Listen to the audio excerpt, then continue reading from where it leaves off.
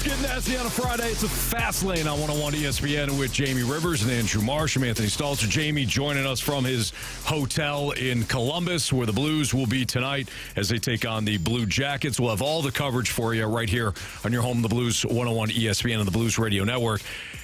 Jamie, have you touched base yet? I know you're busy, but have you touched base yet with Mama Rivs? Yeah, she's kind of excited about Shohei Ohtani joining the team. Apparently, he's flying in his jet and all that stuff. And yeah, so it's a done deal, right? No, not yet. It sounds like it's going to be a done deal, though. There have been some reports. None of the big dogs yet in Major League Baseball, from a reporting standpoint. None of them are reporting that Shohei Ohtani is going to be a Blue Jay, but that is the word. One of the Dodgers, according to Dodgers Nation, Shohei Ohtani will be signing with the Blue Jays. Sources have also told ESPN's Alden Gonzalez and Sportsnet's Ben Nicholas Smith, who is as plugged in as anybody when it comes to the Blue Jays, that Ohtani has yet to make his decision. So it sounds like we're trending in that way, Jamie. So he's going to be a nothing's Cardinal. Official. All right. I don't think he's going to be a Cardinal. No, I don't think he's a Cardinal. I keep trying. What do you think this does, though, for Major League Baseball, if anything, if Ohtani winds up with the Blue Jays? Well, a couple of things happen. I think that, obviously the Blue Jays have an imprint on Major League Baseball. They're the only Canadian franchise right now in the league. And I think what it does, it expands the league even more globally. Because what do you think it does to people in Canada? Let's say you're a casual baseball fan, or you're not even a baseball fan in Canada. You're a Toronto Maple Leafs fan, or whatever the heck it is that you're doing. All of a sudden, you've got the greatest player in the world about to put the jersey on. You're going, you know what? I think I'll check out these Blue Jays. Mm-hmm. You start watching a little more baseball. You start buying a T-shirt, maybe a jersey, maybe some more tickets for friends, because it was impressive. You showed up and Ohtani hit two Ding-Dong Johnsons, and you were like, oh, my God, that guy's unbelievable. Yeah. And then not to mention across the pond. Think about globally. Just think about that. It's not that Canada's viewed as a more friendly nation than the United States. I just think the United States has more rivalries worldwide, just overall. Mm-hmm. And so you put, a guy like Ohtani in a country like Canada, it's almost like everybody wants to embrace it at that point. Yeah. They're not jealous of the United States for having the best player in the world. And he'd be going to a team that is expected to win. They really fell short of expectations last year. Some of that had to do with the fact that Alek Manoah took a nosedive, and he wasn't the ace that he was 2 years ago. If they have the pitching, which of course is key for next season, Ohtani's going to be in the playoffs next year. I mean, you talk about Ohtani and Vlad Guerrero Jr. and Bo Bichette and George Springer. I mean, that lineup is absolutely loaded. Now, they play in the best division in baseball in the AL East, but at least Ohtani would be on that national stage, remains globally as well. I think that this would be good. From a Cardinals perspective, keep him in the American League. I don't want to hear about the Cubs stuff. Go ahead, Ohtani. Either sign with the Blue Jays, go back to the Angels, do whatever you. Just stay out of the National League. We don't need to see him as an LA Dodger or a Cub, which I never bought into, Jamie. But let's just eliminate the possibility. Yeah, you did. Let's just eliminate the possibility that Ohtani's going to be a Cub. I dangled it out there, and you nibbled, and then you nibbled more, and then you nibbled harder, and now you're saying you didn't nibble at all. Anthony, that's just how you are. I wouldn't dare, okay? I wouldn't want to put that in the atmosphere like Where are you from, just Anthony? did. Detroit. All of a sudden. You know what? Depending on the conversation, that's where I'm from. All right? Yeah. Shohei Ohtani, at least the rumors are that he's going to be a Blue Jay. At least now, Major League Baseball is starting to heat up a little bit. You had Juan Soto going to the Yankees a couple of days ago. You got Shohei, that deal, whether it's going to be today or tomorrow or sometime within the next couple of days, that news looks like it's going to be settled. And then at some point, Yamamoto is going to sign as well, Blake Snell. This is how I want my baseball in December, Jamie. I want it hot and heavy. And then for a couple of months before spring training, it could die off a little bit. But this is how baseball should be. where you've got the winter meetings and then you've got the spillover and you got a bunch of deals that are going on. What do you think of the news that I read today? And I don't know if it's 100% factual or if it's a negotiation ploy by the team, but basically said that the Texas Rangers are going to be forced to move on from Jordan Montgomery because of their RSN deal. They don't have the money to. So how is that going to affect things across the board then now? If one team is finally saying it out loud, and I'm not saying that the team has said it, maybe it's just an assumption, but you look at deals potentially for Ohtani, Yamamoto, but then what? Does Blake Snell get the bank haul that he thought he was going to get, or does he have to settle for a little bit more? Is this the point in time in the history of baseball where salaries have to take a little bit of a nosedive for guys to be employed properly? That's a good question. So I would answer that this way: Who's left available that really hasn't made a move yet? The Dodgers. The Dodgers have loads of money. The Mets. The Mets have not made a move. Now, we think that the Mets might take a step back for a second, but that doesn't mean that what's his face in New York? Yeah, Cohen is actually going to do that. So, who's available?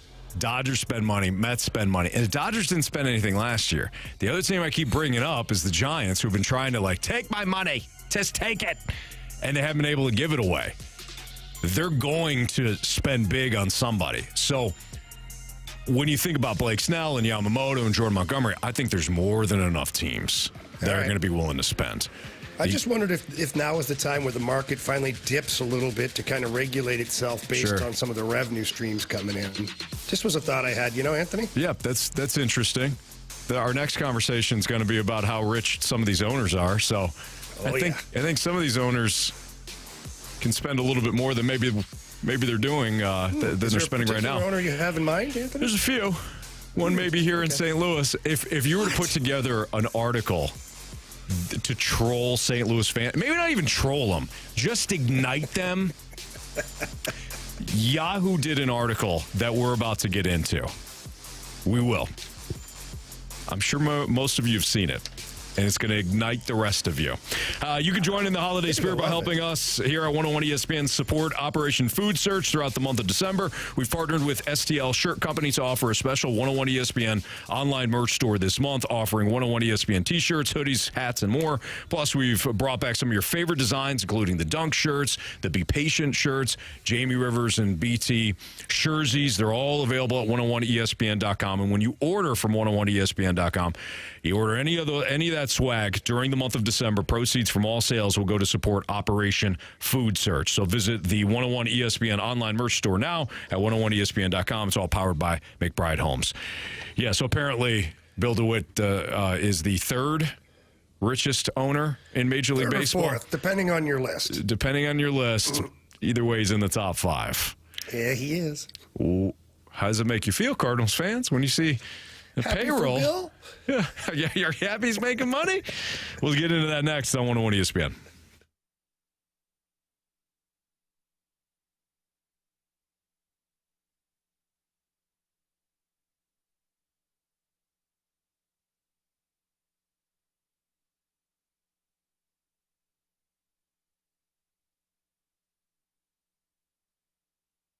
Happy holidays from Johnny Londoff Chevrolet. Find your tag. That's right. Make your holiday shine bright with the Chevy Red Tag Bonus Cash. It's an incredible savings opportunity for you. Here are a couple of vehicles that are available right now. 2023 Silverado 1500 RST. Suggested retail price $59,710. Red tag price at Johnny Londoff $44,960. How about an Equinox, 2023 Equinox, suggested retail price $32,010. Red tag price $27,760. That is the Londoff Red Tag sale. Team Londoff's goal is not just to make you not to just to sell you a car, but to make you a Johnny Londoff Chevrolet customer for life.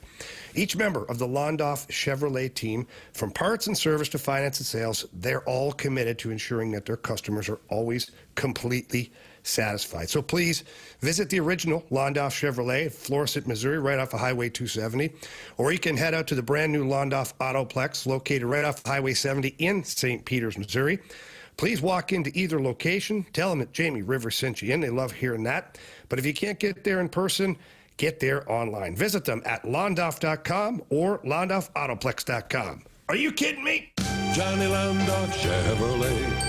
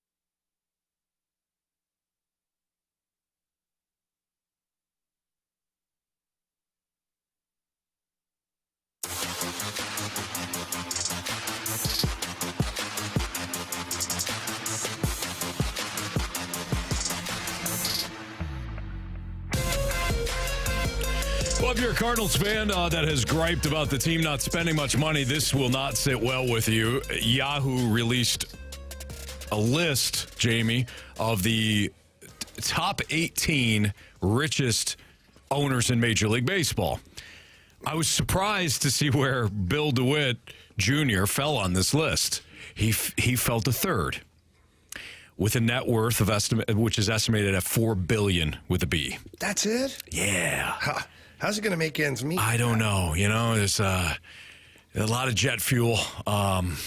Can't be too inexpensive. You know. So now, insurance. Anthony, I read that article, and in that article, the number one owner is the Giants owner. Yeah, Charles Johnson. So I did a little research on my own, independent research, and from the law firm of Jamie Rivers. Yeah, it's all secure, confidential stuff. But what I did is, because I didn't see a particular individual on that list, and I wondered, how the hell is that possible? Mm-hmm. So I went online and figured out some things and found that Steve Cohen, if listed, would be the number one guy at a shrinking $19.6 billion. Okay. So that would bump everybody back one spot. Why wasn't he listed then? I don't know. I tried to get a hold of Google, had my lawyers contact their lawyers, or Yahoo rather, and they wouldn't answer me. Yeah, I don't know why. Well, that does open up the point of, okay, how is this calculated? What is it? Is it what's liquid? Is it just what you're worth based on all of your assets? How much so then is that accurate based on how much information you're providing and all that. Well, I think that some of these valuations are what their current team is actually worth as well. That makes sense. And then I don't think these websites have access to all of the personal, holdings of Bill Dewitt and whatever ancillary companies that he has percentages in that nobody really knows about because they're under other LLCs represented by another LLC's name. Right. You see where I'm headed here, right? There's a lot that, what I figured out over the course of my lifetime? There's a lot of ways to manipulate certain systems in order to make more money. And I'm not rich enough to figure it out, nor am I smart enough. But those guys, they are. Yeah. So anyways, and they're protected. I digress. I'm way off the rails. Either way, the obviously we knew that the DeWitts were making plenty of money. They're a franchise that is well supported. Fans continue to go through the gates. They continue to spend their money. The TV deal, we'll have to see what happens moving forward. But if you're a Cardinals fan and you see this list, whether he's third, fourth, fifth, he's up there, and he's not Even always. if he's in the top 10, Anthony. Exactly. But look, Jamie, I've never been rich, probably won't be, right? You don't go sell yourself short, Anthony. Thanks, bright Jamie. future for you. Plenty of time left, I'm sure. Yeah. One thing I do know, though, it's not how much you make, it's how much you spend. So these guys, these guys are all rich. They're not in the habit of just shelling out, giving away their money. You make a profit, you figure out how much you can go on. You got to pay your employees and all that stuff. You're a business owner, Jamie. You know how all this works. Oh, yeah. You don't get rich by spending all of it. I wish I was that kind of business owner, though. That'd be nice. Yeah, with a B. Absolutely. No kidding. But what'd you call me? Jamie, this is if you're a fan, you're ticked off. I don't blame you. If you're 18th, 17th. If you're a fan, you're ticked off only because you think that because the owner of your team has a net worth or an estimated net worth of $4 billion, you think he should spend $4 billion every year. Yeah. Because it's not your money. Because you're spending your 100 to 500 or 100 to $1,000 a year, and you're spending all of that. But all you're doing is spending your entertainment budget if you're calculating a budget, right? Like this is in fairness to some people, Anthony, it's not just their entertainment budget. Some people go above and beyond because their kids like to go to the game, or it's something that they love to do as a family, so they cut corners other places. So I understand. I understand the anger of some of these fans that. But they're also making that decision. Correct. How to spend their money. Forcing them to do it. You're right. Yeah. I totally agree with you. We're not disagreeing on this point, and I'm not like trying to pound home some kind of an argument here. I'm just saying that I guess I'm trying to rationalize why some people would be ticked off, just because they do dip into other areas of their budget in order to support the Cardinals or go cheer for their team, and maybe overextend themselves at times by going to see a product of the DeWitts. And then they look at the cost of doing business, but they don't see the real cost of doing business. They see the baseball payroll for the players only. Right. And then they cross-reference that with the amount of money that they have as a net worth or what they think the Cardinals made last year. But there's a whole bunch of other crap that goes into it. Like that building doesn't operate on its own. The stadium doesn't operate on its own. The security staff that's there doesn't just go home. It's not volunteer work. Like everybody who works in that building, from sales, everybody's got a payroll under that budget. So that's one thing we have to remember. Could the Cardinals spend more at times? Could they push the chips all in a little more frequently? Yes, I think they could. Yeah. But let's not get carried away thinking that they're going to just get careless, because there are other overhead expenditures that nobody's aware of. There's a lot of people that work for that organization that have to get paid. The bottom line here is that you don't root for a team with an owner that is gonna be reckless. That's just the bottom line. The Phillies owner said, let's spend some stupid money. And then he brought in a guy that could execute said plan. You don't root for that team. You don't root for the Phillies. You don't root for the Yankees. You don't root for the Dodgers. You don't root for the Blue Jays. You don't. You root for the Cardinals. And the Cardinals are a very sound, risk-averse organization. They know what it takes to put a product on the field, at least up until last year, that you were going to show up for. whether you're frustrated or not, and they know what the budget is, what the operation margins are, and that's it. And they go from there. The question is, after last year, things reset now. So after last year, how much are they willing to push a little bit more? That's the question. Because before last year, Jamie, even when they missed the playoffs 3 straight years, they could still say, came down to the final weekend, came down to the final week. Boy, we were right there. Meaningful games. Meaningful games. Last year was a travesty. Like last year was an absolute abomination. This is the first time that you've had an abomination under this ownership group. So this is where things get really interesting. Because if you don't put a good product on the field this time, this is when it starts to really hurt. Like last year probably hurt. This year, if your fans aren't willing to go through those gates and you see a bunch of empty red seats again, that is when it's really going to start to hurt. I'm hoping that they get out in front of this, and they already spent. Look, they've already signed. The 3 guys they've had more urgency this time around. It's going to take a lot more though to build a team that is going to be competitive beyond just the division. So then, what's the number for Cardinals fans? Like, what's the payroll number? It's a good question. I believe that. I don't know for a fact that I think that once everything's said and done, I believe this will be one of the highest payrolls ever for the Cardinals, if not the highest payroll ever. So then, like, what's enough? And I'm not being a jerk about this right now. I'm just being serious. Like, what's enough? Like, is it $200 million? Is it $225? Is it $250 million? Jamie, you bring up a really good point. Let me throw another question out there. Is it even about the spending? Oh, I think it definitely correlates to the spending. Should it be? Should it be? No, it about, shouldn't be. Okay, it should be about the best team you can put on the field. Absolutely. But you know this. People equate talent to dollar value. Yes. You know who made that huge mistake? Steve Cohen. Mm-hmm. Steve Cohen, he just spent stupid money, didn't care about the luxury tax or the penalties. He doesn't care. Yeah. Did he have the best team? No, missed the playoffs. So the old of like spending money all in equals dollar value paid, I don't think that's necessarily the case. But at what point, like, what is enough? Where do you have to be ranked in the league for you to really feel like your team cares about you? Right. I don't think it'll ever be enough. It isn't unless you win. I don't think exactly. All that matters is that you win and that you keep winning. I was driving around today and I was listening to various radio shows as I was bouncing from hours in the morning and then, listen to a lot of the Nationals. I couldn't tell you how many people were saying fire Mike Tomlin after losing last night. I was like, really? Really? That guy's made chicken soup out of chicken you-know-what for years now.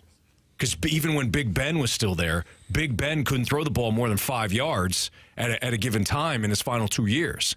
And Tomlin won with that. Like, Tomlin hasn't always had the best. But it was a nice reminder, Jamie, that we as fans are all about instant gratification. What have you done in 2023? What are you doing in 2023? That's it. Or if you're a Cardinals fan, what are you going to do in 2024? That is how we as fans operate. Yeah. That's just the bottom line. And the Cardinals and the Steelers have been some of the most sustainable organizations in their respective sports. You take that S word. But we don't care. Anthony. But we don't care. It's about instant gratification. What are you doing now so that my team is winning? Yeah. I think I get it. Yeah. Go ahead, Marshall. I think it comes down to having a good enough team, but not going out and getting that extra person that's going to put you over the top. I think people understand that, and you mentioned the Steelers, they're good enough to be right in the conversation at the end of the year, whether they make the playoffs or they don't, they're still right there at the end of the year.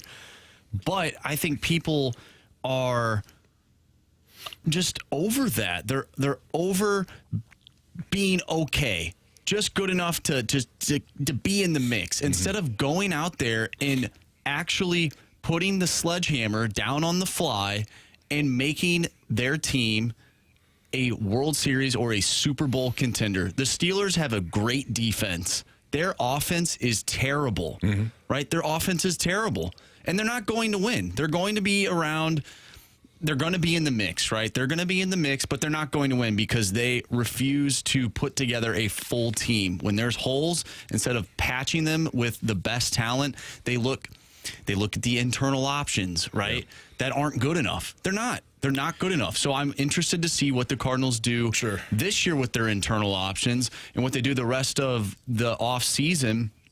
You know, I think you look at the 20-plus million they've spent on Lance Lynn and Kyle Gibson. No offense to those guys. I think fans would probably rather see them spend that money on somebody else to get a number 2 or a number 1.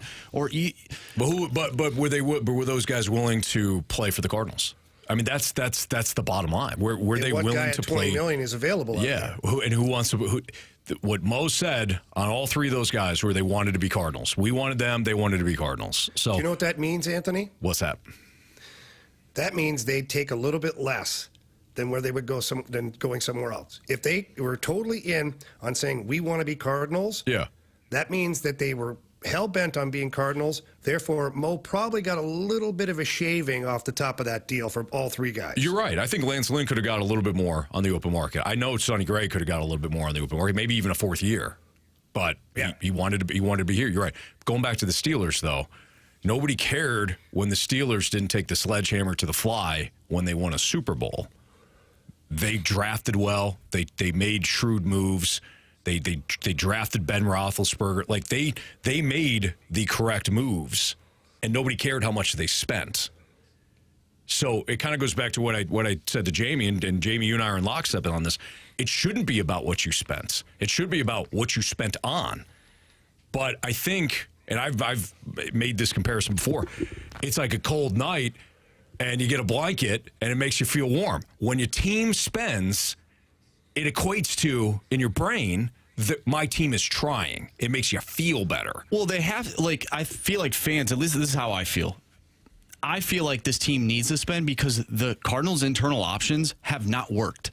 They work at other places. That, I think, is the bigger problem, Marsh. They are not working. Yeah. So what do you have to do if your internal options are not working? You have to go out and, unfortunately, spend money on the best talent to make this team a good ball club. Like the Phillies. If we're talking about like the Phillies. Internal options. The Phillies are there, though. You're not going to be the Phillies, though. And that deal, and that bill's going to come due at some point. Maybe unless they just keep spending and spending or whatever. And if we're talking about internal options, just for a second, you have internal options that were quite good. It's called Gorman, Mason Wynn, and Jordan Walker. Those are internal options that now are starting players on your team. So who's to say that Tink Hentz, Graceffo, some of these other guys they picked up, all those, infielder, outfielder guys that they picked up, who's to say they don't translate like next year? They might. Thing. But I also heard the same conversation 5 years ago. Yeah, look, Marsh, I think this goes back to they don't. I think Marshy's just angry. Well, because this goes back to what I said before. I love you, Andrew. I'll give you a hug. We don't. Thank you, Jamie. If you don't win, it doesn't matter how you do a hand hug.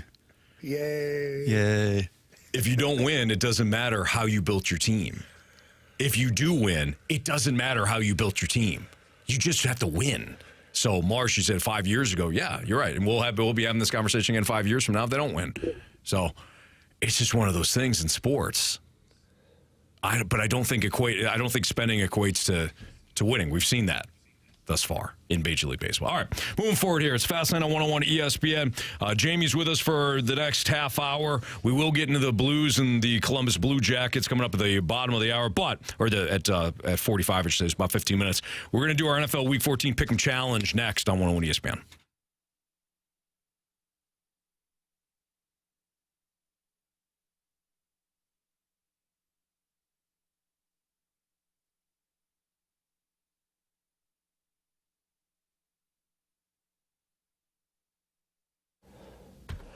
Fellas, listen up. Are you paying too much right now for your ED meds? I bet you are. So head over to the Medicine Shop in St. Charles. They are your destination for cheap ED meds. And again, nobody cares that you're using them. What I care about, and everybody else cares about, you're paying too much. Right now, the Medicine Shop has a generic called Sildenafil, and they offer that for less than $2 a pill. Prescription is required, of course. And if you have any other medicines that you use on a regular basis and you've got a crazy schedule, whether it be work schedule, travel schedule, kid schedule, whatever it is, take advantage of the Medicine Shop's free, discreet shipping and delivery to your home or your workplace. I take advantage of this. It's an awesome feature. I absolutely love it. I also love the pharmacy. You walk in, they've got an amazing staff over there that's going to answer all of your questions, going to help you in every way they possibly can. They want to make sure you're satisfied when you visit the Medicine Shop in St. Charles. So please get there in person. Please tell them that Jamie Rivers sent you in. They love hearing that. If you can't get there in person, please get there online at stcharles.pharmacy. That's stcharles.pharmacy.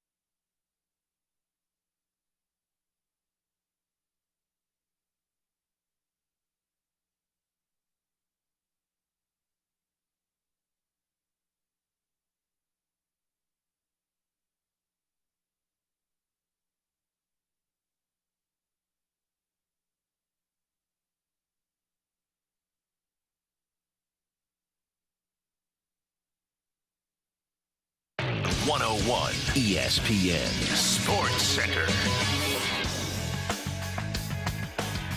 I'm Andrew Marsh. It's time for a Sports Center update brought to you by Saliga Heating and Cooling. The Blues are back in action tonight, taking on the Columbus Blue Jackets. We have an early pregame starting at 5 o'clock. Puck drop will be at 6, and you can catch all the action right here on 101 ESPN.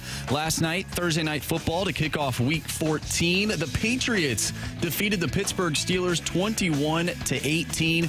We have our Week 14 Pick'em Challenge. We'll dive into this NFL slate and who we got in our Pick'em Challenge up against the Rizzuto Show. That's coming your way next right here in the Fast Lane. I'm Andrew Marsh, and the Sports Center update is brought to you by Saliga Heating and Cooling, independent American Standard heating and air conditioning dealer.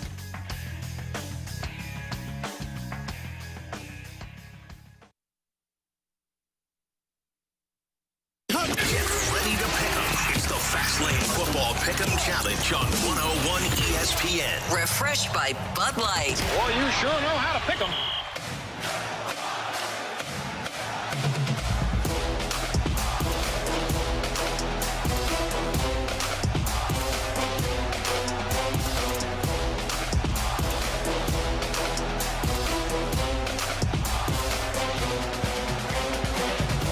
So nobody won last night. Everybody had the Steelers over the Patriots. Nobody had the Patriots? Nobody had the Patriots. Not one person on either team. Fastlane or the Rizzuto show. Somebody who is a Patriots fan at least might have picked them. Aren't you a Patriots fan there, Jamie? This year's been tough, Anthony. Yeah, a little bit. Boy, the Steelers, they're a mess. All right, NFL Pick'em Challenge. So we're up 8-3-2.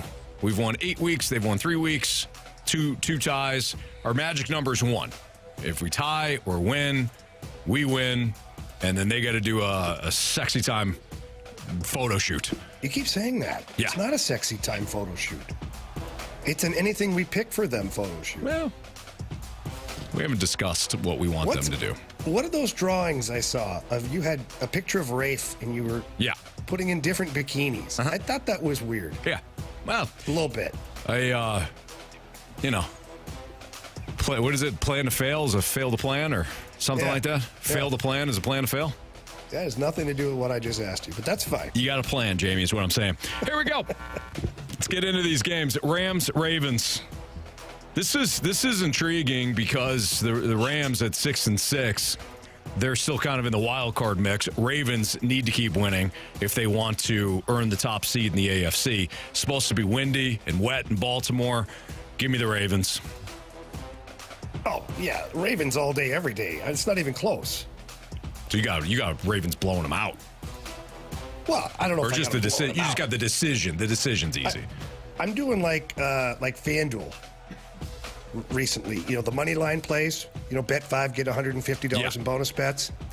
All you have to do is pick the winner. Mm-hmm. And so that's what I'm doing. I'm picking the winner here because FanDuel is America's #1 sportsbook. Makes sense. Yeah. FanDuel.com/fast.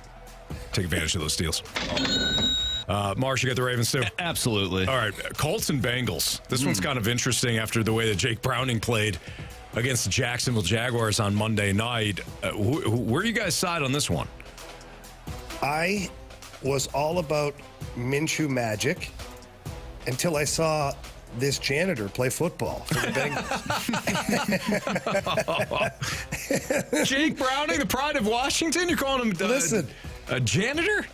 After what happened with Kurt Warner and other things, I don't doubt anybody. There's a Hall of Famer stocking shelves somewhere. Right now, we just have to find him. Mm-hmm. So, no, the way he played, it swung me. Because I think the Bengals overall are a better team. I know the Bengals overall are the better team. Yeah. So, if it's Minshew versus, what's his name? Jake Browning. Yeah, that guy. Because call it Brownie from now on. If it's Minshew versus Brownie, after what I saw last week, I'm going Brownie. I got Bengals.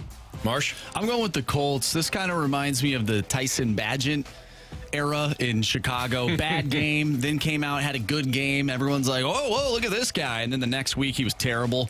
So I'm going to go with the Colts. Both of these defenses are struggling. The Colts defense is terrible. I'm with Jamie on this one. I got the Bengals. I got Jake Browning figuring out some things last week, and I know the Bengals are a better overall team as well. They're playing at home, so this was a coin flip for me, but I did take the Bengals. I got the Bucs over the Falcons. That one's clear. Bucs playing they're playing better football of late, even though they're 5-7. Shaky Bakey's going to put on a show in Atlanta. Falcons got a bunch of guys banged up. Bucs in a small upset.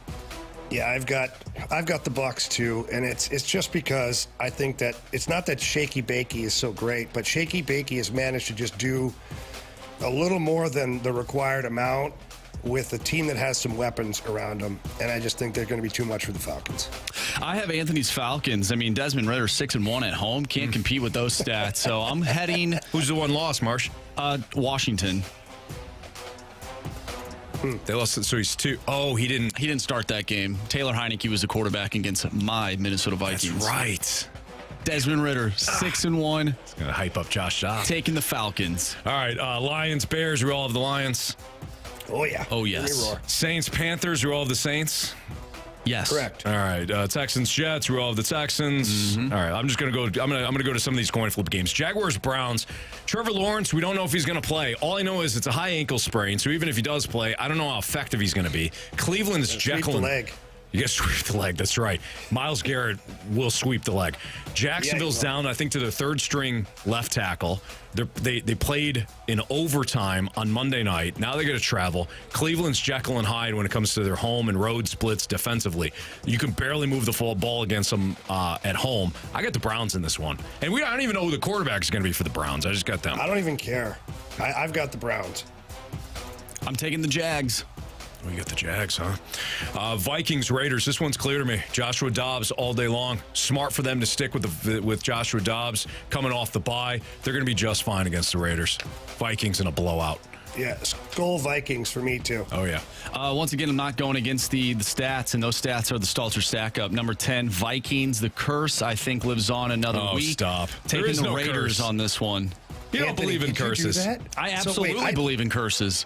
I missed the Stalter stack up. Yeah, Did you put the Vikings at 10? I did. Yes. You sick son of a I had here's the thing, Jamie. I had Tampa. Have you no heart? I had Tampa at 10, and then Marsh said something during the show. Took a little side swipe at me. I go, okay.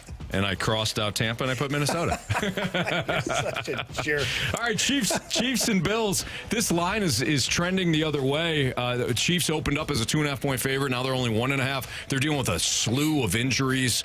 Isaiah Pacheco's out. He's been ruled out. He won't play. Kansas City's missing some guys defensively. I don't really care.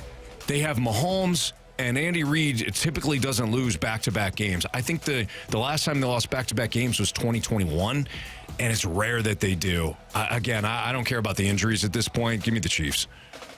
Yeah, I got the Chiefs as well on this one. I just think the Buffalo Bills are, I don't know what the hell they are this year. I don't think they know what they are. And I think that the Chiefs, although they stumbled a little bit here last week, I think they're going to regain their footing. I had the Chiefs as well. I think the Bills have some karma coming their way. I'll leave it at that. So Bills losing this week. All right. Wow. And the last one we'll do is Cowboys and Eagles. I think this is a bad spot for Philly. I think their defense is susceptible now to their pass defense is susceptible to big plays.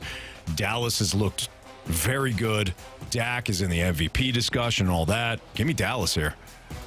So Dallas is my smoke and mirrors, and so is Dak Prescott this year.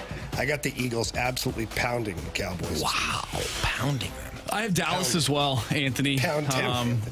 I mean, I have Dallas as my number one team in the NFC going back to the beginning of the year. That's so right. In order for that to happen, Cowboys need to win this game. I'm going with Dallas. Unfortunately, they don't have the tiebreaker over San Francisco by virtue of that 67-4 loss that they had earlier. 49ers they'll find a way to lose. No. All right. Jamie's with us for one more segment. So will we see a bounce back performance by the Blues tonight in Columbus? Jamie will tell us next on 101 ESPN.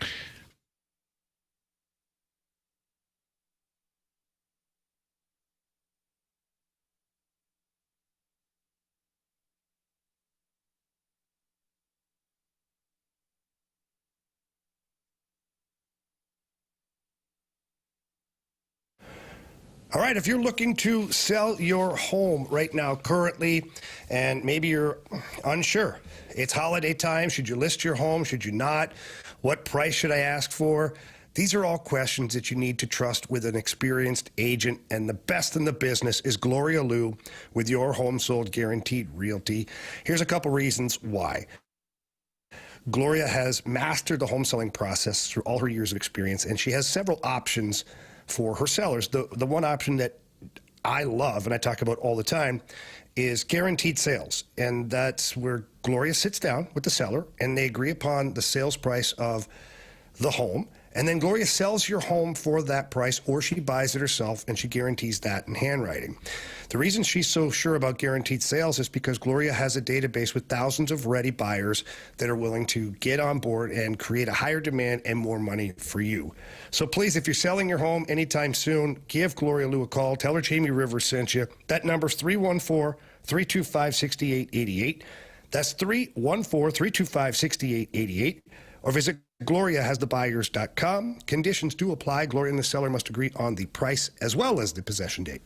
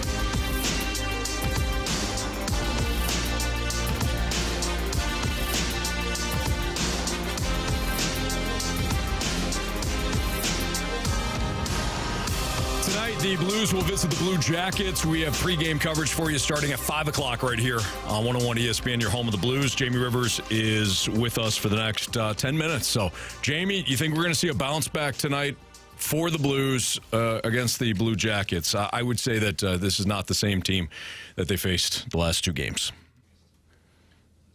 No, it's not. But that actually kind of scares me in some respects because the Blues at times this year, inadvertently, I would imagine, have taken the opponent a little bit lightly. And, you know, the San Jose Sharks game sticks out the most for me is you're expecting to waltz into San Jose and kick the pants off the Sharks and go on to the next city, and that didn't happen. Yeah. They ended up losing 5-1. So I think that, you know, I think that the Blues definitely going to have a bounce back tonight, but they got to be ready to go. This Columbus Blue Jackets team is not a great team, but they're continuing to find their way through here. They lost last night. They've got some good young players. Adam Fantilli is a sensational player. So the Blues, to me, have to stay out of the penalty box. Don't give the Blue Jackets any unnecessary advantages. So last game, although it was an anomaly because the Blues went into the last game as the least penalized team in the NHL, you have to get back to where you were before that. But I think it's a hungry team. I think it's a ticked-off team. You know, being around the players today, they're not happy with, you know, giving back a lead to the Vegas Golden Knights and then losing that game where you thought you had pretty good control of it. Mm-hmm. So I think you expect a really good effort tonight from the Blues. They got a couple of fresh faces in the lineup.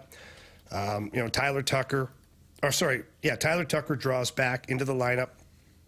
Joel Hofer back between the pipes. And Jacob Vrana gets back into the lineup. This is, you know, in my opinion, this is the lifeline for him. It's not a great team in Columbus, not great defensively as far as structures considered. Jacob Vrana this morning was on the second power play unit. So we'll see. You know, everybody's talking about, you know, Coach Berube should give him a chance, give him a chance. He's had chances, in my opinion, and this is going to be a great opportunity for him to earn his spot back in the lineup. We'll see what he does. But that, to me, shows also there's a couple of motivated guys in the lineup looking to make a good impression.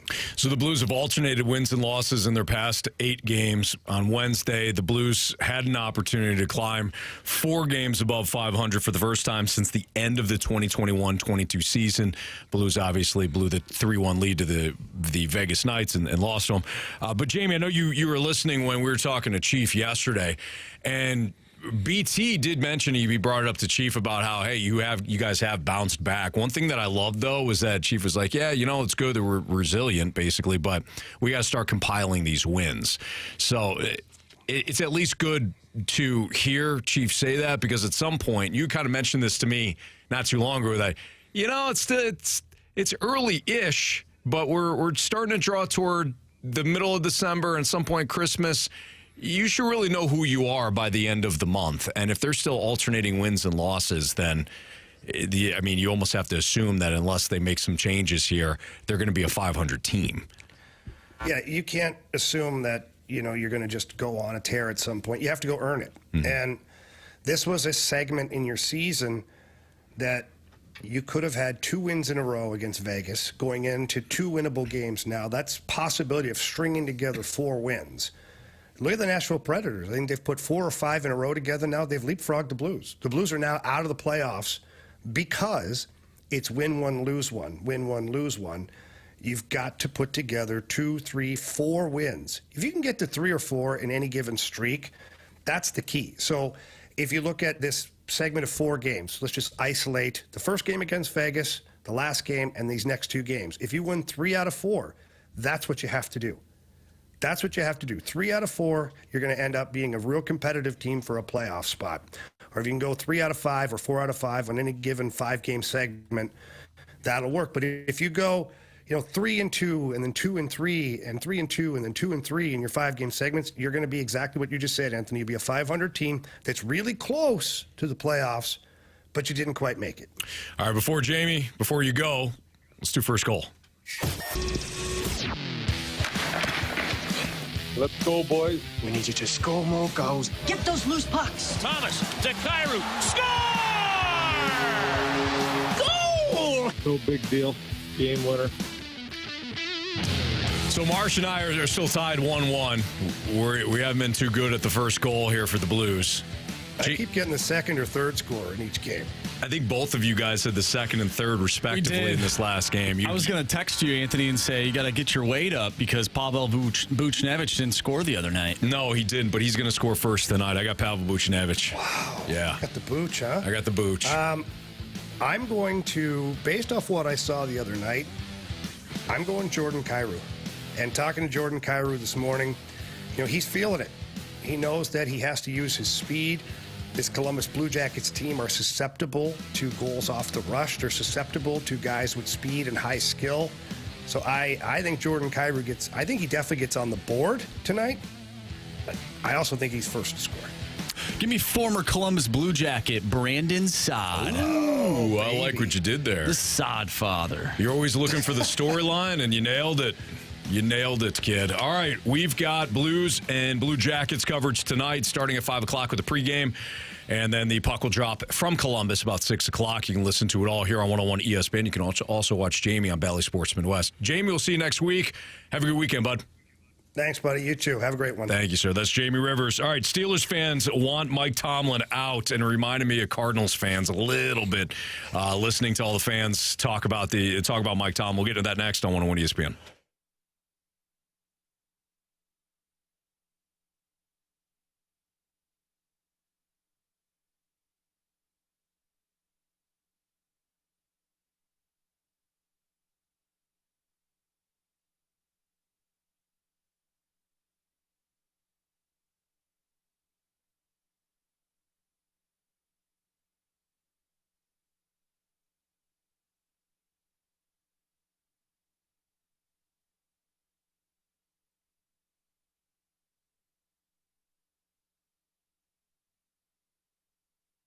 We are now in December, just a couple of weeks away from the holiday season and Christmas as well.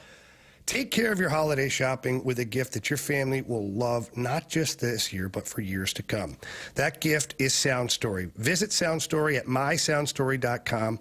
And what Sound Story is a professionally produced hour-long conversation in which you or your loved ones is interviewed by a choice of one of our professional interviewers. That includes Tim McKernan, Randy Carricker, and our very own Anthony Stalter.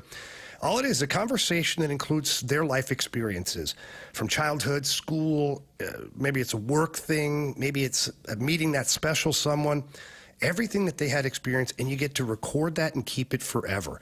That's the beauty of Sound Story, is you have it forever. So everyone in your family can have an opportunity to hear some of these amazing stories.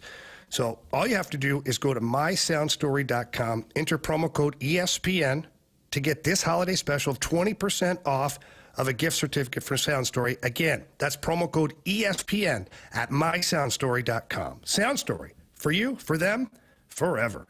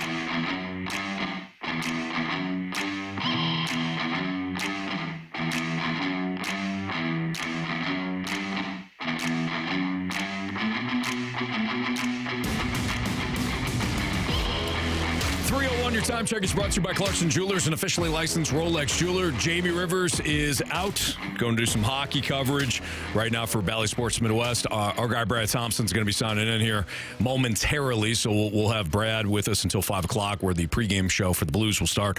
I wanted to talk a little football here. Last night was just gross if you're a Pittsburgh Steelers fan. I mean, to lose that game 21-18 against the Patriots, who did not score points, let alone multiple points, which would have benefited them a week ago and maybe beating the Chargers. They lost 6-0. They gave up 21 points to Bailey Zappi and company. Now, Pittsburgh did shut them out in the second half, but it wasn't enough because Mitchie Football, well, how do we put this? He's terrible. Now, do we have BT on the line here? BT got us? I sure hope so, Anthony. What's going on, man? Thank you for joining us.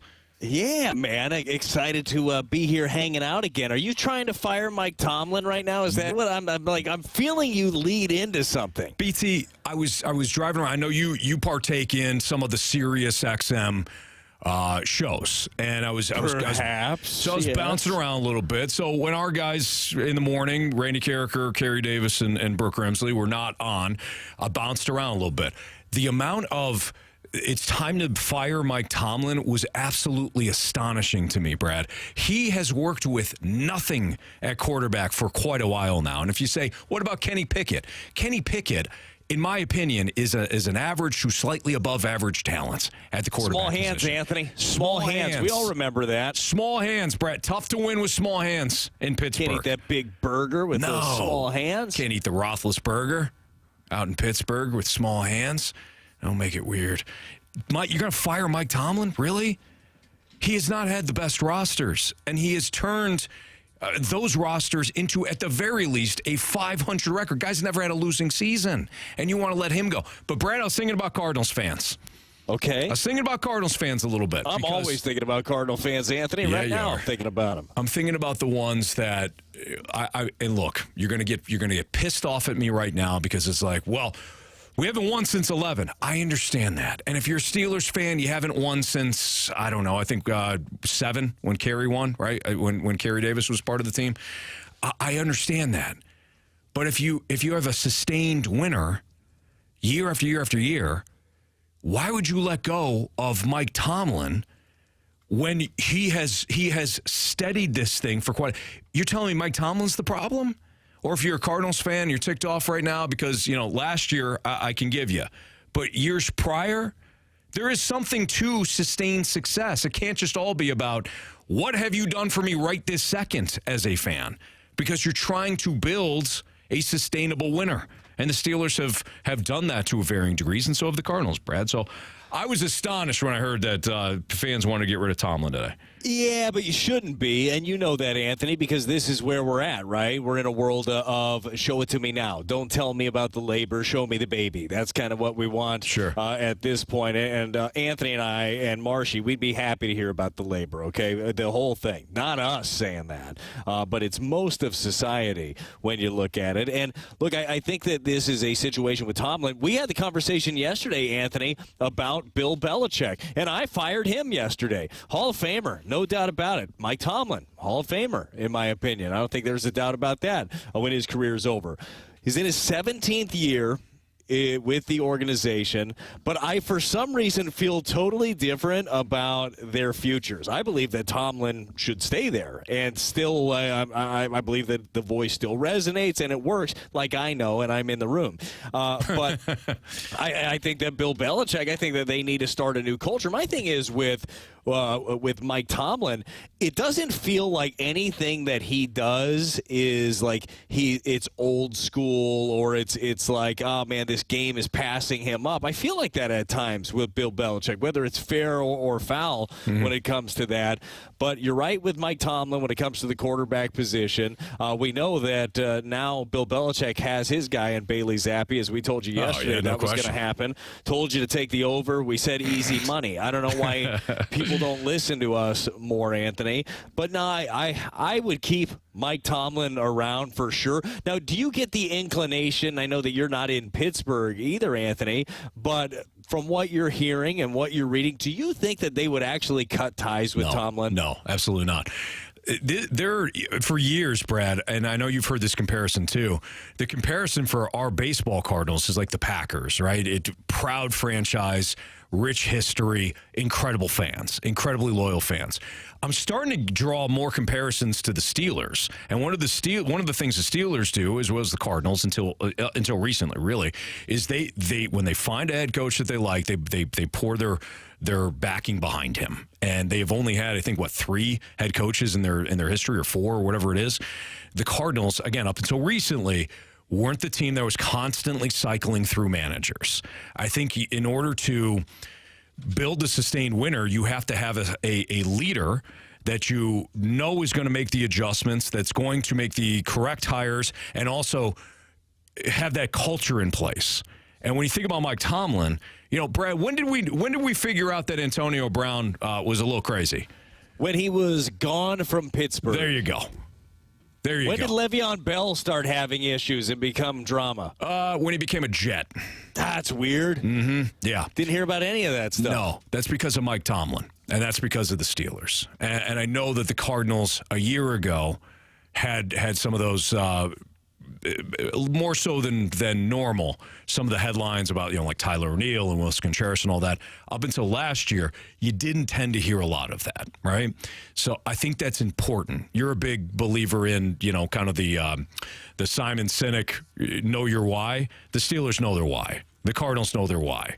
And we can debate about some of the bad moves that they've made, whether it's draft picks or trades or any of that. You're going to see that in every organization. But you have the right leaders in place, and the Steelers definitely do. Anthony, a couple of things. One, why are we not getting kickbacks from Simon Sinek with his book, Start the Why? Start with Why is the book.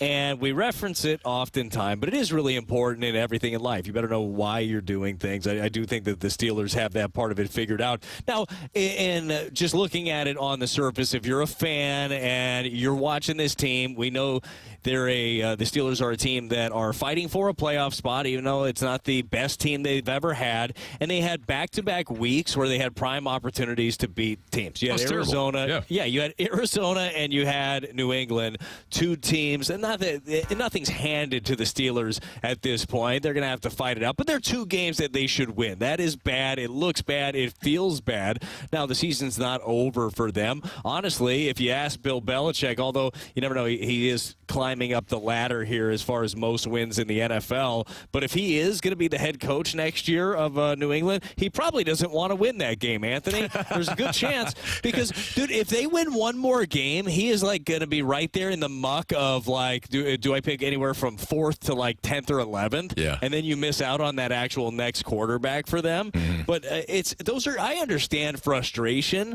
and it's hard to have patience when you're in the middle of it. And Anthony, I don't know if you've preached this. I say be patient. I feel like some of the best leaders in sports have talked about being patient, Anthony. And I feel like if you're a Steelers fan, be a little patient right now. Yeah. Do you want to get rid of the guy that has had that much success and find somebody else and then realize that you're in a hell of your own making because you hired the wrong guy? Because if you hire the wrong guy, look at the Jets. And I'm not even talking about Robert Saleh specifically. You could talk about any GM, any head coach, or most of the coaches and GMs that they have had, save for Bill Parcells and like Rex Ryan for 2 years. They have been an absolute circus. There are a lot of examples of how you don't want to be a circus. I'm not saying that Mike Tomlin has made all the right decisions. I think he held too long on to Matt Canada, the previous offense coordinator. But those are the type of things that you can learn from and overcome quickly. What you can't overcome is when you hire the wrong leadership group. No, you are right with that, but that does bring up another point. Not that I'm trying to like go the other direction and now fire Mike Tomlin, because I'm definitely not. But do you believe that? I mean, it's more. Would you rather have the head coach right or the ownership right? Ownership, because it seems like the Steelers have pretty good direction. Yes, absolutely. Yeah, it should be one and the same.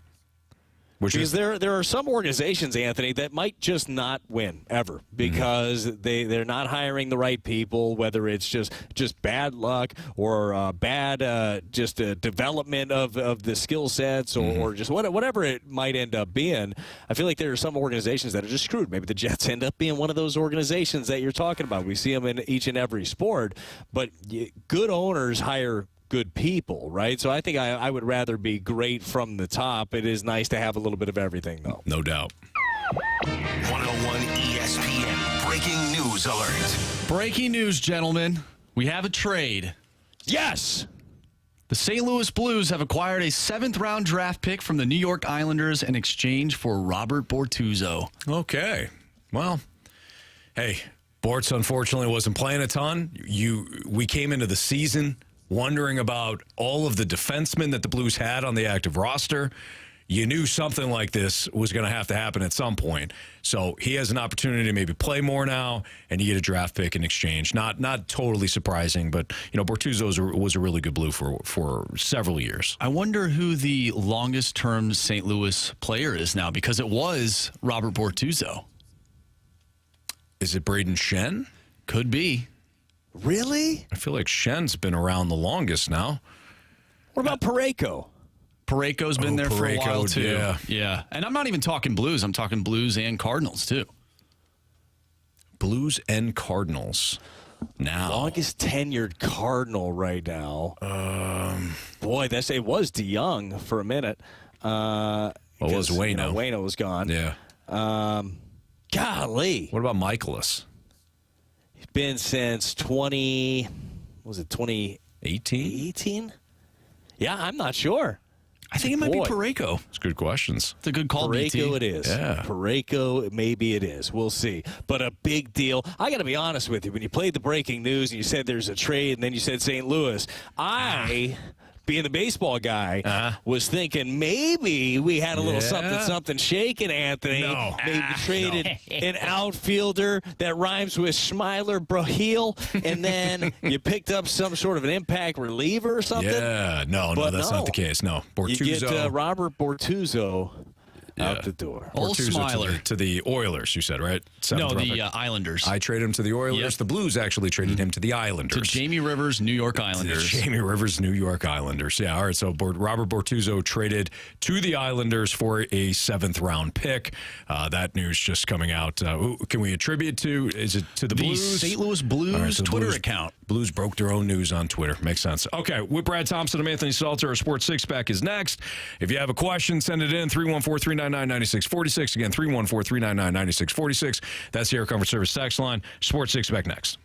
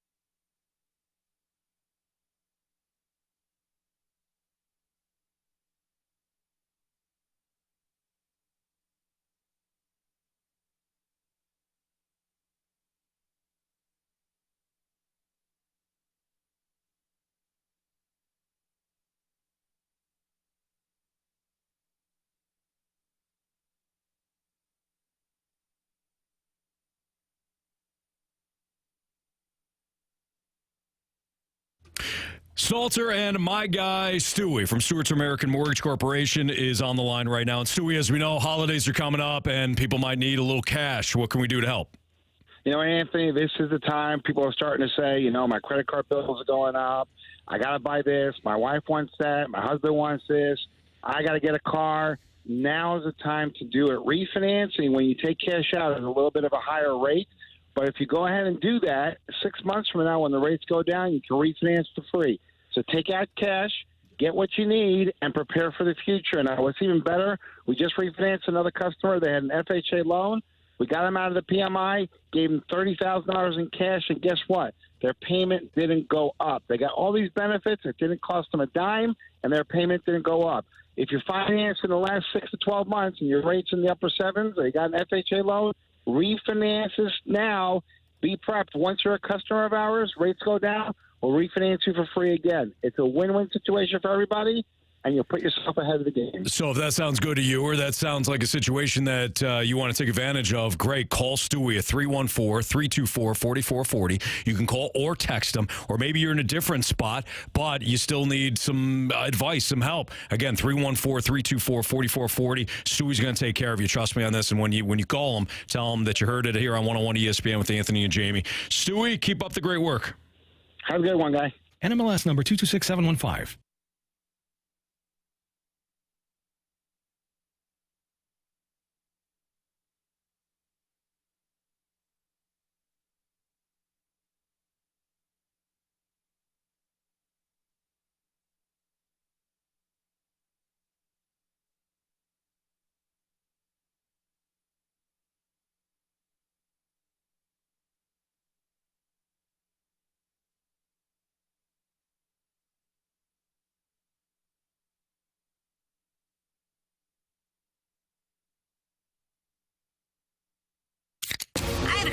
It's time for the Fast Lane to answer your sports questions. I want to ask you a bunch of questions, and I want to have them answered immediately. Asking me all these weird questions. Answer the question. Answer the question. Answer me! The Sports Six-Pack is now. It's the Fast Lane on 101 ESPN with Brad Thompson. I'm Anthony Stalter. Our guy, Alex Ferrario, who you're going to hear on the pregame show at 5 o'clock. Of course, BK and Ferrario, our midday show here on 101 ESPN. We got our Sports Six-Pack, Alex, and the first one's going to be for you. Question one, please. Question number one. What do we need to know about the Robert Bortuzzo trade to the New York Islanders to get a 7th-round pick back? So what does this open up when it comes to the defenseman who is looking at more ice time moving forward? Yeah, this opens up opportunity for defensemen and cap space for the Blues. One, the opportunity, both Tucker and Perunovich are in the lineup tonight. So Scandella's kind of, I wonder, going to essentially become the Bortuzzo, where you got him as the healthy scratch that comes in every once in a while. They want more ice time for Tyler Tucker. Scott Perunovich has proved it. Tyler Tucker kind of resembles what Robert Bortuzzo has been. So I think you're going to see more of those guys, and now it's 7 defensemen you're rotating through rather than 8 like they've had, and it opens cap space, and I think that's the more important thing. The Blues obviously have been searching for more punch on the offensive side. First game for Verana, I think, in like 10 or 11 straight. This tells me that the Blues are going to be going to Springfield at some point, probably not this road trip because it's back-to-back, but by next Tuesday when they're home for that homestand, you might see an Adam Gaudette, who leads the AHL in goals, or a Nathan Walker be brought back up, because now you've got the cap space to do it, and frankly, you kind of need a little bit more support in the bottom 6. Beautiful. More on that at 5 o'clock with Alex Ferrario, a pregame show starting right here on your home of the Blues, 101 ESPN at 5 o'clock. Alex, thank you. see you. Did the see you. All right, question 2, please. Question number 2. All right, gentlemen. This one is from the 314 guys. Phil Jackson is known as one of the greatest NBA coaches of all time to some, but to a lot of people is also known as an overrated coach that had GOATs playing for him that made him seem to be a greater coach than he really is, which brings me to Bill Belichick. Has he became the Phil Jackson of football, another coach that hasn't proven they can win without a GOAT on their team? Okay, so my question would be, what legendary coach did not have a quarterback? That's the route I would go. Or had bad players. Or had bad players, right. This ragtag group, he turned them into a dynasty. How about that? Yeah, I totally understand the question. I realize, and the way that the texter presented it, BT, was in a way that was thought-provoking, not just, oh, you did Bill Belichick's nothing without Tom Brady, which is what you hear. What legendary head coach, what Hall of Fame coach who's in there now, or who's in the hall now, or is bound like Bill Belichick's, did not have a quarterback? Bill Walsh had a quarterback. Don Shula did not win with Dan Marino, but he had Dan Marino for a lot of those dubs. Bill Parcells had himself plenty of QBs. Maybe not to the level of Tom Brady or Joe Montana, but I'm willing to bet that any coach that gets into any Hall of Fame probably had either an all-time great player or a loaded team. So Bill Belichick, I say Bill Belichick's nothing without Tom Brady. The first 3 Super Bowls they won was Tom Brady as a game manager, and thanks to, in large part, to Bill Belichick's defense. Yeah, I don't think, Anthony, there's any taking away from the genius that is Bill Belichick. Look, every coach, no matter the sport, is going to be better with great players. One of the biggest things, I think, in being a leader, and specifically a leader of great players and superstars, is managing personalities. Sure. And that's something that both of those guys were able to do really well. Phil Jackson, I mean, think about all of the different ways you had to keep these guys in line, whether it's Michael Jordan or Scottie Pippen, Dennis Rodman, whoever. Pick your pony, Anthony. Mm-hmm. Keeping all of these guys, these different players in line is a difficult thing to do. I think Tom Brady, it was actually maybe a little bit easier for Bill Belichick, just due to the fact that, as we talked about a little bit yesterday, Anthony, he always seemed like he was trying to prove something all the time, just looking for that little just nugget, like, you're doing good, you're a good boy, Tommy. But great coaches have great players. That is part of it. I think that at any time when the dynasty ends, and dynasties always end, you're going to start questioning things. But at the end of it, when we look back at Bill Belichick's career, whenever that ends, there's going to be no doubt he's one of the best to ever do what he did. Definitely. Question number 3. From the 314, what do you guys think of maybe going after the Guardians closer? And that is from Justin. Shut up and take my money, Emmanuel Clase. Dude, Clase is a stud. They're not going to give up Clase. First of all, he led the league in saves the last 2 years, and he's under a team-friendly contract. I'm pretty sure. I think they signed him to like a 5-year, $20 million deal, Anthony. Mm-hmm. So I don't think that they would do that. But yeah, I mean, I would love to be able to add that. I'm trying to look up his contract as we're speaking. But one of the most dominant relievers in the game of baseball. He's young. I think he pitched last year at 25. So yeah, I found his contract, Anthony. 5 years, $20 million. This year he's going to make 2.5 instead of going to arbitration. He already signed the deal. Next year he makes 4.5 with a $400,000 signing bonus. The following year, $6 million with a $400,000 signing bonus. Then a couple of club options at $10 million apiece. I don't see them wanting to part ways with that. That's already under control. And if they do, probably going to cost you a pretty penny. I don't know if the Cardinals, Anthony, and maybe would you give up the capital that it would take to sign a top end closer when we're talking about a prospect capital? No, I wouldn't either. I would do it for a starter, though. I would do it for a starter. I would not do it for a closer because we've had this conversation before. They're volatile, and it's not just closer; it's bullpen. Bullpens change almost every year, and they almost have to be rebuilt every year and a half because guys fall off. I mean, the example locally here is Andre Palante. He was incredible 2 years ago. Last year, you thought, all right, why is he still in the pen at times? That happened just in 1 year, and it's not because he was a young player. This happens a lot. You've seen even guys like Mark Melancon. Mark Melancon was terrible for a season or two. Then went somewhere else. I think he went to Atlanta, pitched pretty well. We've seen these guys bounce around. Money. Yeah, he got that Giants money, got terrible, and then he went to Atlanta, got good again. That heavy wallet messed up his mechanics. Right, exactly, weighed him down. But anyways, no, I wouldn't. I wouldn't give up the draft capital, the prospect capital, to get a closer. I would develop certainly, those closers. like the player that our texter brings up, Anthony. I mean, it'd be great. You are absolutely in on that. And even if they are shopping him, which I'm not sure, I think that the Guardians are probably open for some business right now. Sure. I'm just not sure it's worth for the Cardinals where they're at right now. Not to say they don't need to add quality to the pen, because they absolutely do. But I don't think it's worth giving up what it's going to take to get him. I'm glad you said that, because some people may hear that and hear us say, no, it's not worth it to give it. And then they say, well, you don't think that the bullpen needs work? Of course we do, but that's a separate conversation. Question number 4. From the 618, should the Bears hold on to Justin Fields and take the North Carolina quarterback and see how it plays out? I don't think Caleb Williams is the answer. So Drake May is the North Carolina quarterback.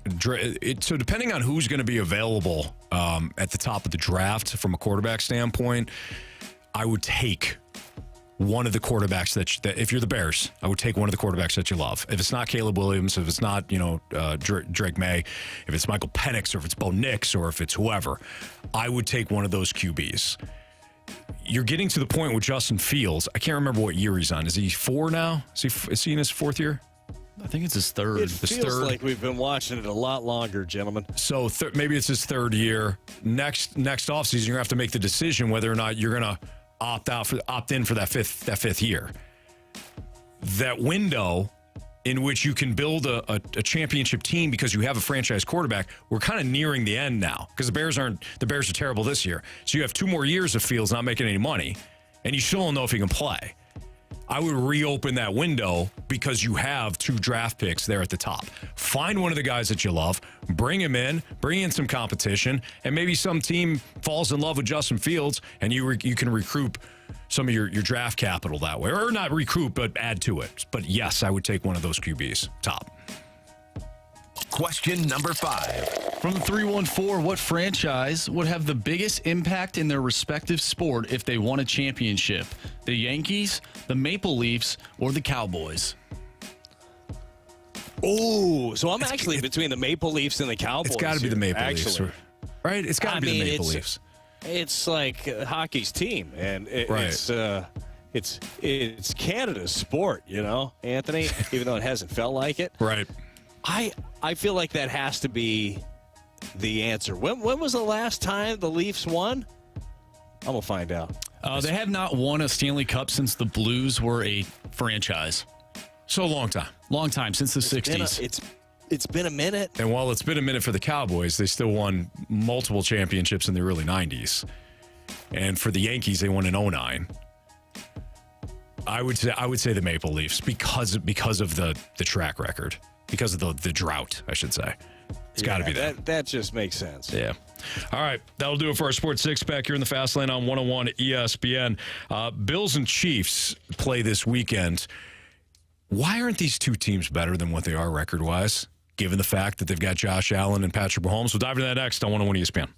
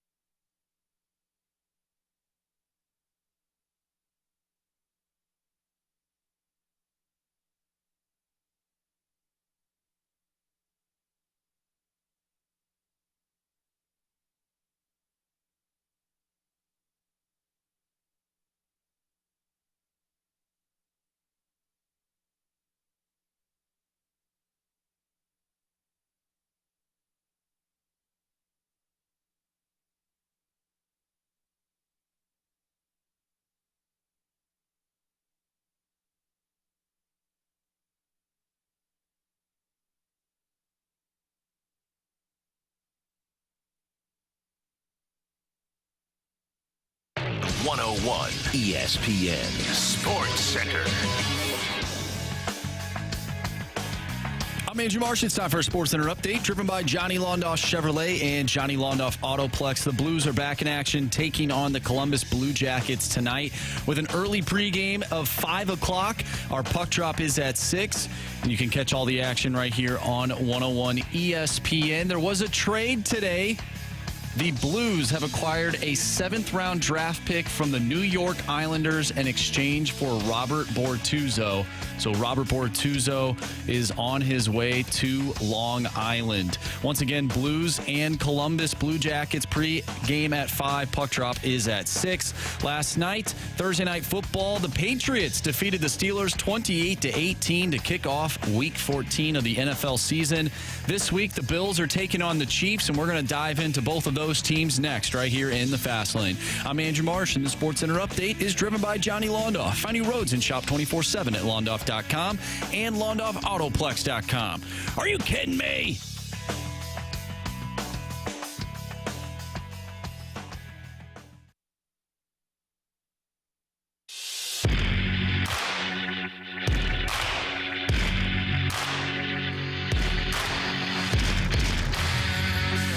Brad Thompson, I'm Anthony Stalter with the Chiefs and Bills about to face off this weekend at Arrowhead. I thought it was kind of interesting. The Ringer, Brad, did an article on how the stakes have never been higher for the game between Patrick Mahomes and Josh Allen. But one thing that they dove into was how the NFL's two best quarterbacks are combined 14-10 this season. Mahomes and the Chiefs are what are they right now? I know the Bills are 6-6. The Chiefs, after the loss to the Packers, are 8-4. So it's not like these teams aren't good. It's not that they can't win a Super Bowl, although Kansas City, of course, much closer than Buffalo is. But it is kind of jaw-dropping when you think about those two teams, led by Mahomes and Allen, only being 14-10 this season. Do you have thoughts on why these two teams aren't better? You muted yourself, Brad. You should. I hope everybody in the snake pit can see when Brad unmutes himself. Every time it does it, I give the no. There we go. We've talked about both these teams a lot, and it's the one that is more shocking to me, honestly, is the Bills. I think that's the case for everybody, is they're hovering around 500. They're abysmal on the road, and Josh Allen was an MVP contender coming into it, MVP frontrunner coming into it, and it just hasn't happened for them.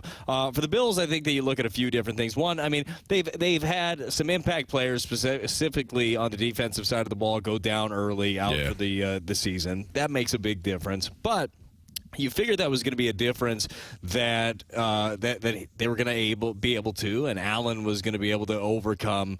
Hasn't been the case. I don't, specifically with the Bills, Anthony, I don't know why they are struggling the way that they are. Like, is there one thing that pops up to you with them? I think the thing that you mentioned is the thing that can't be overlooked. It's the fact that they lost White and they lost Milano. Those two guys going down on defense, you don't have a great defense overall as it is. You had a good defense with those guys. You had a defense that was more than capable of winning you a couple playoff games, assuming Josh Allen played well on the other side of the ball, with those guys. Without those two, your number one corner and your number one defensive player overall, one of your best players on the roster in Matt Milano, you lose those two guys, you're in a heap of trouble. But I think, Brad, that the one thing that we've talked about a lot now has come to fruition for Buffalo and Kansas City, more so Buffalo. When you pay the quarterback, this is where things get really difficult. When you don't have to pay the quarterback and you can stack a roster like Kansas City did in Mahomes' first Super Bowl run, or when Buffalo did when they were winning all those games before they paid Josh Allen, you don't have to worry as much about the depth. Now, if you lose Milano, you lose White, you're still going to be in a lot of trouble, but at least you had maybe the depth to overcome that. The Bills can't run the ball. They're not a physical team. They are not built for Buffalo. They are built for Indianapolis or Atlanta or New Orleans, any team that's got a dome. They're built as an indoor team. We saw that when Cincinnati went into Buffalo and they beat them up last year in the playoffs. They're not physical. Teams should be dreading going into Buffalo in January to have to play the Bills, like they have been dreading going into Baltimore or back in the day in Pittsburgh. The roster is not built for Buffalo outside of, quite frankly, Josh Allen. And I think in Kansas City, they're 8-4. We don't have to we don't have to play too much into the contract situation from Mahomes because they're still viable. But they couldn't pay Tyreek Hill. Tyreek Hill, I think, should be the MVP. Marsh had mentioned it a couple of days ago. I'm with Marsh. There's no player in the NFL right now that tilts the field as much as Tyreek Hill does. The Chiefs couldn't pay him what he wanted because they're paying Mahomes slightly less than market value, and they're definitely paying Travis Kelce less than market value. So we're going to turn around and give Mahomes this big contract, or I'm sorry, Hill this big contract. So they let him walk, or they traded him to Miami, and now you don't have that game breaker on the outside. It didn't matter a year ago. You still won the Super Bowl. But, Brad, I thought you brought up a great point the other day. We're now to the point where it feels like if Mahomes doesn't play a perfect game, if he makes a mistake, if he throws a pick, it's now back-breaking as opposed to, don't worry about it, he'll get a touchdown the next drive. That is what I think what's going on with these respective teams. No, that makes a lot of sense. You break it down perfectly. I have a question for you when it comes to Mahomes. And make no mistake, like for me, if I have a pick of the entire NFL, Mahomes is going to be 1-1 for me. No doubt. He's going to go first overall. He's going to be the guy I take. That being said, though, an unfair comparison, Anthony, because anytime that you use a comp that starts like Wayne Gretzky, Michael Jordan, or Tom Brady, a little bit unfair. That being said, Tom Brady was a guy that could turn. He didn't have stars, at least stars in his prime on the outside, but he created these guys. Yeah. He turned Edelman into a star, and he turned Danny Amendola into a very solid NFL receiver. Sure. Do Wes you Welker. believe? Yeah, Wes Welker, for sure, with that big old... Oh, yeah, Gronkowski on one side and maybe in the slot. But that's a perfect comp because that's Kelce. Yeah, so who is Mahomes, Welker? Who is Mahomes, Edelman? That I guess is the question now. If you're Mahomes, I don't think there's anything you can do with Sky Moore and Kadarius Toney. I think what they tried to do, and I understand it, is recreate, I'll use a Moism, recreate Tyreek Hill in a, what's the word he always uses? It's not algorithm. What does Mo always say? The aggregate. Thank you, the aggregate. The You tried to build, thank you, Marsh, good save. Tyreek Hill in the aggregate, right? We're going to have Sky Moore, fast kid, smaller, move him all around. He's not Tyreek Hill. Kadarius Toney, acquired him from the Giants. Fast, pretty good around. He's not Tyreek Hill. You know? So they got these two guys on the roster taking up two wide receiver spots. Neither of them are Tyreek Hill, and they're both the same guy. You got to kind of use them around the line of scrimmage, right? Marquez Valdez-Scantling, to me, I told you a couple days ago, I would cut him. I don't think he's a competitive player. I know why they don't cut him, because they don't have really anybody else. Rashee Rice now winds up being the guy that needs to continue his development, but he's only a rookie. I think he's going to get there, but you ask, can Mahomes elevate? Absolutely. Are you kidding me? Absolutely. He could still elevate the rest of the receivers on this roster, but maybe they do need to find whoever is, for Mahomes, their Julian Edelman, somebody that's so so locked in with Mahomes that if Kelce isn't open, he's got somebody else he can go to. And I don't think Kelce's healthy either. No, I think that's a good call for sure. And we've heard Kelce talk about retirement. Once you start talking about retirement, you're thinking about retirement, and then thinking about how hey, Mama's got a pretty good job, so maybe I'll just travel around the world. Just go do that. Hey. Real quick on the concept of like a Welker type or Edelman or Amendola, whoever you want to use there for Mahomes. Mm-hmm. Technically speaking, how tight is Mahomes with stuff? Because that was the thing. Like, it was so meticulous with Brady. Like, you better be looking on that fifth step. The ball's coming. It's going to hit you in the hands. Like, is he that type of quarterback as well? Yes. So everything. Get him one of those guys then. Yeah. How hard is it, Anthony? Well, grow on trees. Edelman played quarterback in the MAC. They turned him into a wide receiver. Wes Welker was, he was with Miami, and the Dolphins were like, he's good, but he's not worth whatever the Patriots paid for him. So can you find that guy? I think you can. But Mahomes is absolutely meticulous. They say that the notes and his game studies are off the charts. And I've heard recently from wide receivers that it took a little while to figure out what Mahomes wanted. I used to hear that about Brady. It took it took a season or so until I figured out what Brady wanted. That was Gronk's thing. I didn't know what he wanted. Then all those reps, you start saying, okay, I know what he wants on this route, where he's going to put the ball, where he wants me to be. It takes a little while, but I think Mahomes is in that same category, absolutely. We've got What's Trending coming up next in the Fast Lane on 101 ESPN.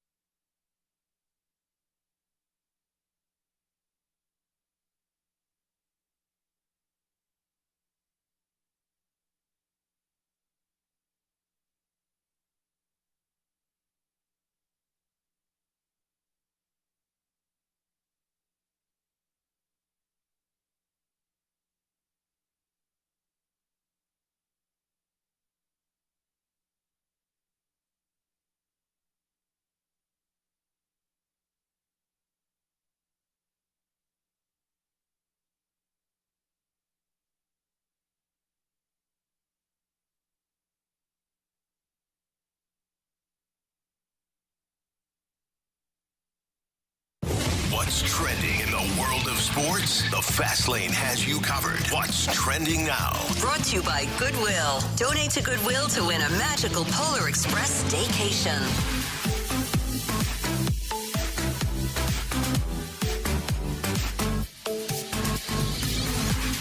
Brad Thompson and Andrew Marsham, Anthony Stalter. We got what's trending here in a second, but 'tis the season of giving, and 101 ESPN wants to give you free Cardinals tickets. Text in now at 314-399-9646 to score a Cardinals holiday pack of tickets. I'll give you the trivia question in a second, but today we're giving away a Cardinals For the Lou ticket pack. New for the 2024, the 10-game For the Lou pack features tickets to 7 different weekend games and lots of STL-themed promotional giveaways. The Cardinals For the Lou pack, along with all the Cardinals holiday ticket packs, are on sale now, with some starting at just $55. Learn more about the Cardinals holiday ticket packs at 101ESPN.com. Here's your trivia question. Earlier in the show, Jamie and I were discussing where certain owners were ranked in the top 18 richest owners in baseball. Where was Bill Dewitt Jr.?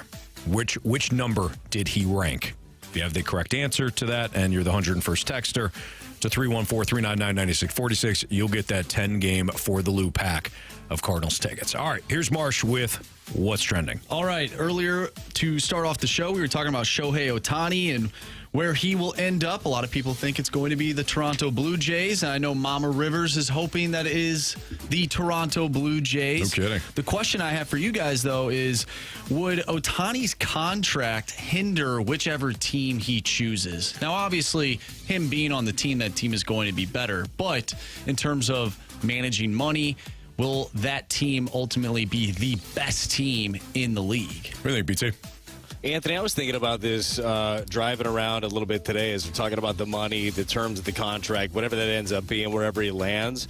And I was going to pose the question to you guys, do you think at the end of the Shohei Ohtani contract, wherever he signs, we will look at it as a great deal for that team?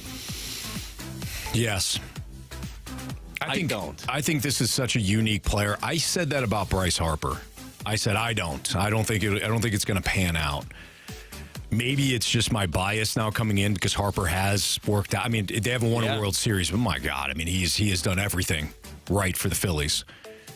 He is Shohei Ohtani is such a unique player that you get two players in one once he starts pitching again a year from now. I think it's going to work out for them. I'm not saying they win a World Series, but I don't think it's going to be a situation where it's going to be an anchor that the Blue Jays can't overcome. Well, the Blue Jays, you have to be the right team, right? You have to be a team that you know you have an end game and you're looking down the road and saying, okay, well, I know I've got at least, let's call it $45-50 million a year wrapped up in this player. Will I still be able to add? Will I be able to retain some of the players that I want to when their contracts come up? Like you better, and look, they're in the technology, the media business. They'll make their money. Like they'll figure out a way to do it if it is Toronto that does it. But, man, I first of all, how scared are you if you're a team that's in on Shohei Ohtani? One, not to talk about it, Anthony. We've heard the wrist slap on that. Don't even mention the dog's name. Not that you know it. Of course, just in case his name is his password or the speculation is if it's a team name, you know? Maybe his dog, he got a dog named Dodger.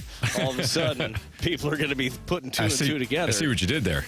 Yeah, Dodger dog. But it's, Anthony, how concerned are you if you're one of these ball clubs about him actually pitching again? We talk about the fact that he's a unicorn. To be his second, whatever the procedure was, they've been very secretive about that one, too, on his elbow. Right. But he's had 2 procedures now. He's going to miss a full year. Like, that would scare the crap out of me. Yeah, it's a huge risk. You're right. At the very least, if he doesn't pitch again, which it does work against my argument beforehand about how you're getting 2 players in one. Even if he doesn't pitch again, you still know that you're going to get somebody that could, pop 40-plus bombs for you every single year. I don't know. I just see him hitting at Rogers Center, and I see him hitting a lot of ding-dong Johnsons. So for the game of baseball, we're just talking about baseball, do you think that is a good landing spot for Shohei Ohtani? I do. You do? Yeah, Vlad, because of the pieces around him. Now, Toronto, I don't know, but he would land in Toronto with all that talent, so immediately they become one of the World Series favorites, and they're also playing in a stacked division against the team that has won more World Series than anybody else in Major League history. So, yes, he gets that New York market, he gets the Boston market, or they do, as well as an up-and-coming Baltimore team as well. I think that he becomes he already is a global star, but then he becomes the player of Canada, the best player in the United States, and obviously Japan. I think that he hits all three of those. I think for the game of baseball, though, fair or unfair, I think that Toronto is forgotten when you're talking about these. Now, a guy like that puts him on the map, certainly. But I feel like and this could be said for most big free agents, like the landing spot for the game of baseball, for it to be exciting for him, or maybe the best one for the game, is the Yankees. Like that's the one, your storied franchise. He lands in the biggest media market. As you said, he still gets some of that market anyhow. But I feel like it's a weird landing spot for him. But you know what?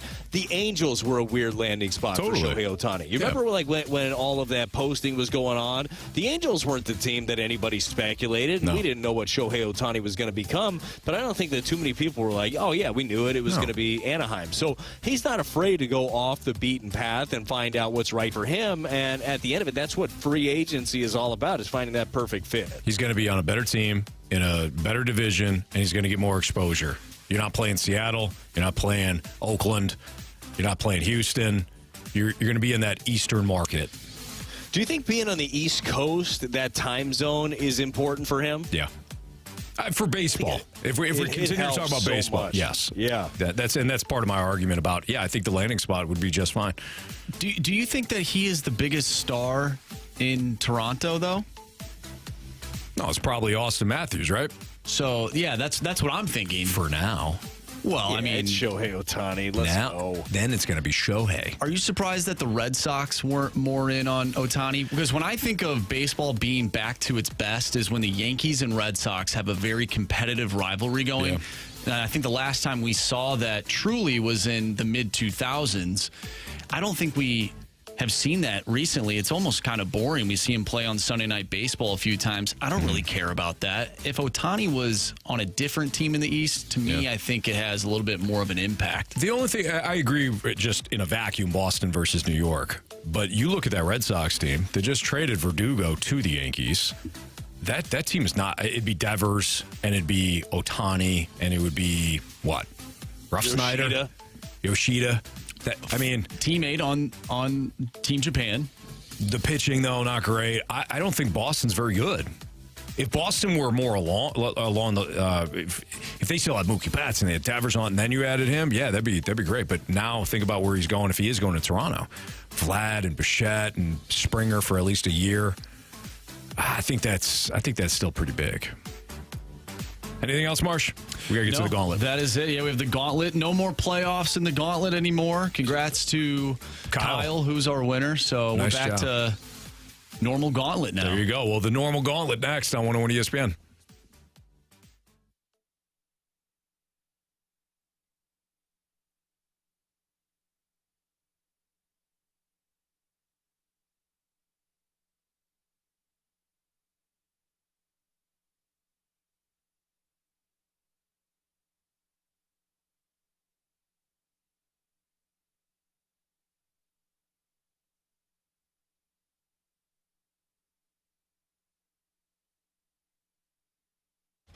Well, we've been talking about the NFL, and the NFL's got a full slate of games for you on Sunday. And FanDuel right now has got a full slate of promos, one specifically that you're going to love. Right now, new customers get $150 in bonus bets with any winning $5 moneyline bet. That's $150 when your team wins, Brad. Emphasis on wins. This isn't a spread. Yes, this is a beautiful thing right here, and how easy is it to just pick a winner? Actually, the last couple of games have been fairly difficult to pick a winner. Pretty big underdogs winning. Maybe this time, right, it's you like the Ravens. They're over a touchdown favorite against the Rams, or the Niners. The Niners are 11.5-point favorites. All you need is them to win over the Seahawks. You win that bet, you get $150 in bonus bets, but you got to go to FanDuel.com/fast. That's FanDuel.com/fast. Anthony. It is that easy over at FanDuel. Must be 21 and older and present in Illinois. First online real money wager only. $5 pregame moneyline wager required. $10 first deposit required. Bonus issued as non-withdrawable bonus bets that expire 7 days after receipt. See terms at sportsbook.fanduel.com. Gambling problem, call 1-800-GAMBLER.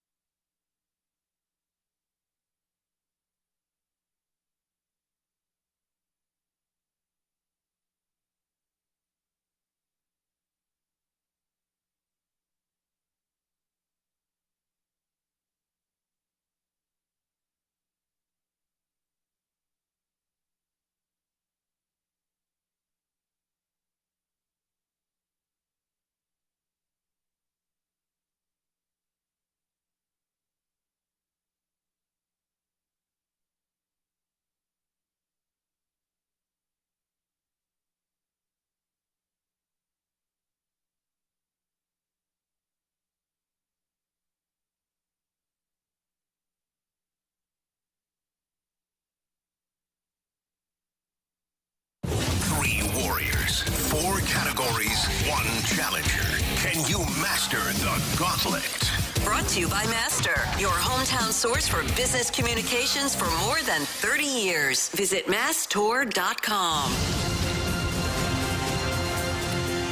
It's the Fast Lane on 101 ESPN. We are at 4:03. Your time check brought to you by Clarkson Jewelers, an officially licensed Rolex jeweler. Brad Thompson and Andrew Marsh. I'm Anthony Stalter. And again, congratulations to Kyle, who won the Gauntlet Playoff Championship over the last couple of weeks. And now we're going back to, as Marsh would say, the normal Gauntlet. And we have Kevin on the line. What's up, Kevin? Hey, how's it going today, guys? Doing great. First time in the Gauntlet? First time in Gauntlet. All right, well, congratulations. Do you want to take on BT, Marsh, or me today? I think I'm going to try BT. Okay. Brad Thompson, sure, Kevin? Up. I mean, I'm ready. I'm ready too, bud. BT was just... I was lying, actually. I was not ready. BT was just drinking old coffee, so he's ready to go. I learned a valuable lesson, Kevin. Don't have coffee in the same mug. I got two of the same exact one, and I drank out of one that was down here for about 3 days. Cold, not good. So, anyways, best of luck. Anthony, just text me or call me when it's time to come back. You got it. Sounds good. All right. So BT's going to make his way into the makeshift cone of silence in his home. And Kevin, you're going to tell Marsh to spin that wheel. Marshy, spin that wheel. All right, Kevin, what are we hoping for? With BT, I guess not really baseball and hopefully not hockey. Not baseball, not hockey. Congratulations. It's not baseball or hockey. How do you feel about football? Football, I'm okay with. I think I'll do all right. Okay, good. Well, Marsh is going to hand me the launch codes. For those that don't know, Kevin is going to get 4 football questions. BT is going to get the same 4 football questions. Each question is going to be worth 2 points, unless Kevin or Kevin or BT ask for the options. Kevin, are you ready? I'm ready. Question 1. The last time Florida State won a national championship in 2013, who was their quarterback? Jameis Winston. Final answer? Final answer. Question number 2. Which team recently defeated number 22 Tulane in the American Athletic Championship?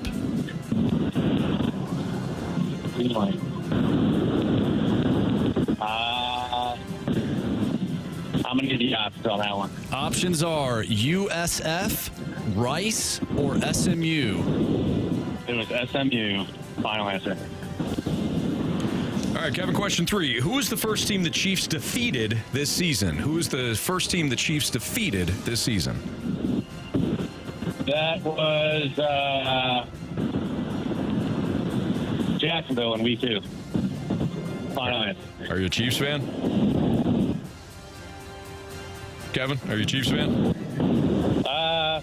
Not really, no. Okay. I'm an Eagles fan, so I'm a little bitter about that Super Bowl last year. Okay, all right, yeah. Question number 4. The 49ers recently put up 42 points on the Eagles, tied for most points for the Niners in a game this season. Which other team did the 49ers score 42 points against this season?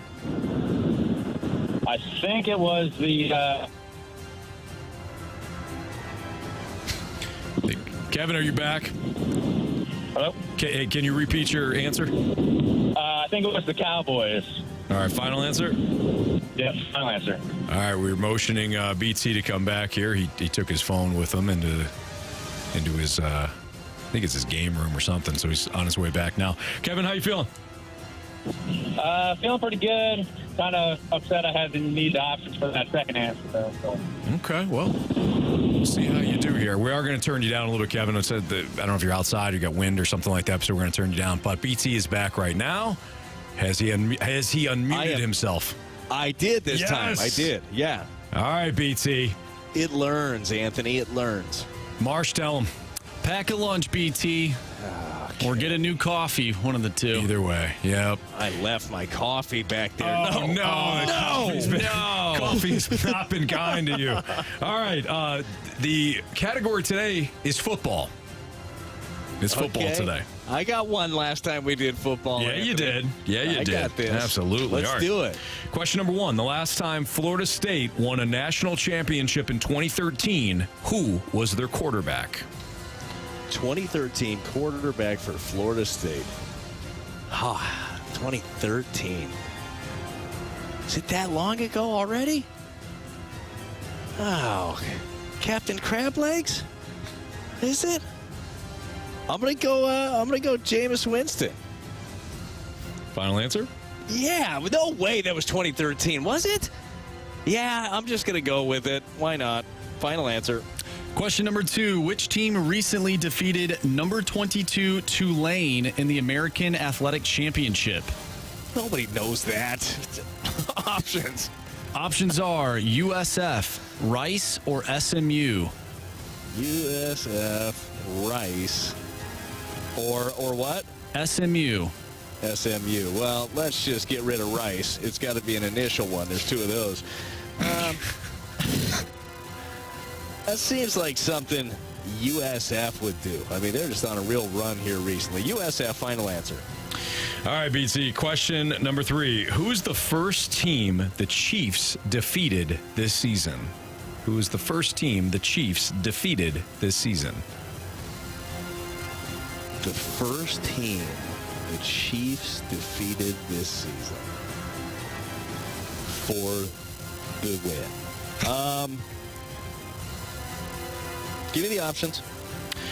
The Detroit Lions, the Jacksonville Jaguars, the Chicago Bears.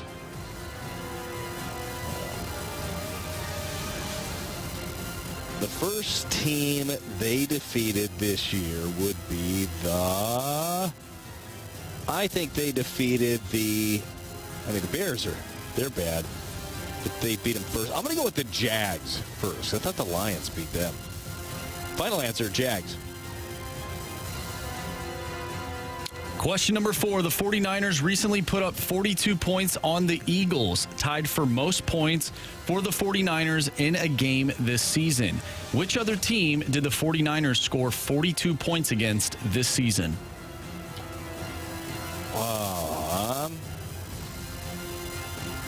Did they do that to the Raiders? No. Give me the options. Options are the Cowboys, the Giants, or the Cardinals. I think did they do that to the Cowboys? I don't know why that is sticking. I'm going to go with the Cowboys. Final answer. All right. Let's go over these. Football, Kevin and BT.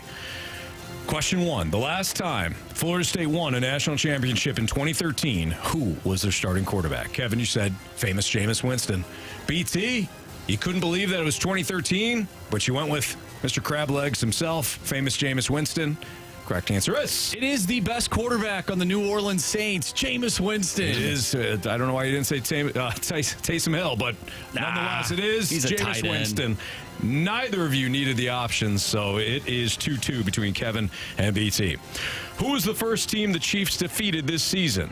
You both said the Jaguars. Correct answer is... It is the Jags. But Kevin did not need the options for that one, so Kevin's got a 1-point lead. The 49ers recently put up 42 points on the Eagles, tied for most points for the 49ers in a game this season. Which other team did the 49ers score 42 points against this season? You both said the Cowboys. Correct answer is... It is the Cowboys. But Kevin didn't need the options. He's got a 2-point lead over BT. Which team recently defeated number 22 Tulane in the American Athletic Championship? BT, you went with UCF because it sounds like something UCF would do. Kevin, you went with SMU. Correct answer is... It is SMU. Kevin. You have chosen wisely. BT strong showing with 4 points, but Kevin, well, he scored 7. And he was upset he used the options on that SMU one. Kevin, that was a beatdown. Congratulations. Nice job, Kevin. Thank you. I'll tell you what, the pressure's real on this. It's different than just listening rather than being on the phone. It's something about that always makes me feel good when people say that, because you're right. You don't think it. You're in the car. You're like, you're good. You got no pressure. And then you're on the phone. All of a sudden, your brain shuts off. Nice job, Kevin. You'll be back on Monday. Enjoy your weekend. All right. Appreciate it, guys. Thank you. Thanks, BT.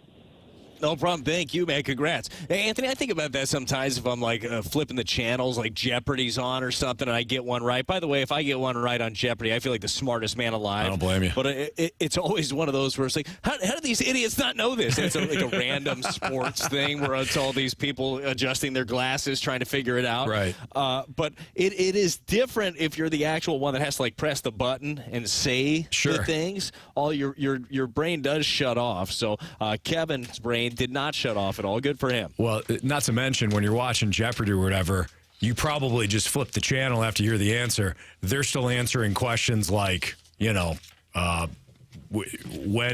did the U.S. Constitution such and such and such, and we're just moving right on. Yeah, no, you get one and go, Anthony. I think it's best for your confidence if you do something like that. Yeah, no doubt. Harold Reynolds gave Mo a lot of confidence. We'll tell you what Harold Reynolds said about Mo, and we'll tell you why. I don't know if he was right. Next on 101 ESPN.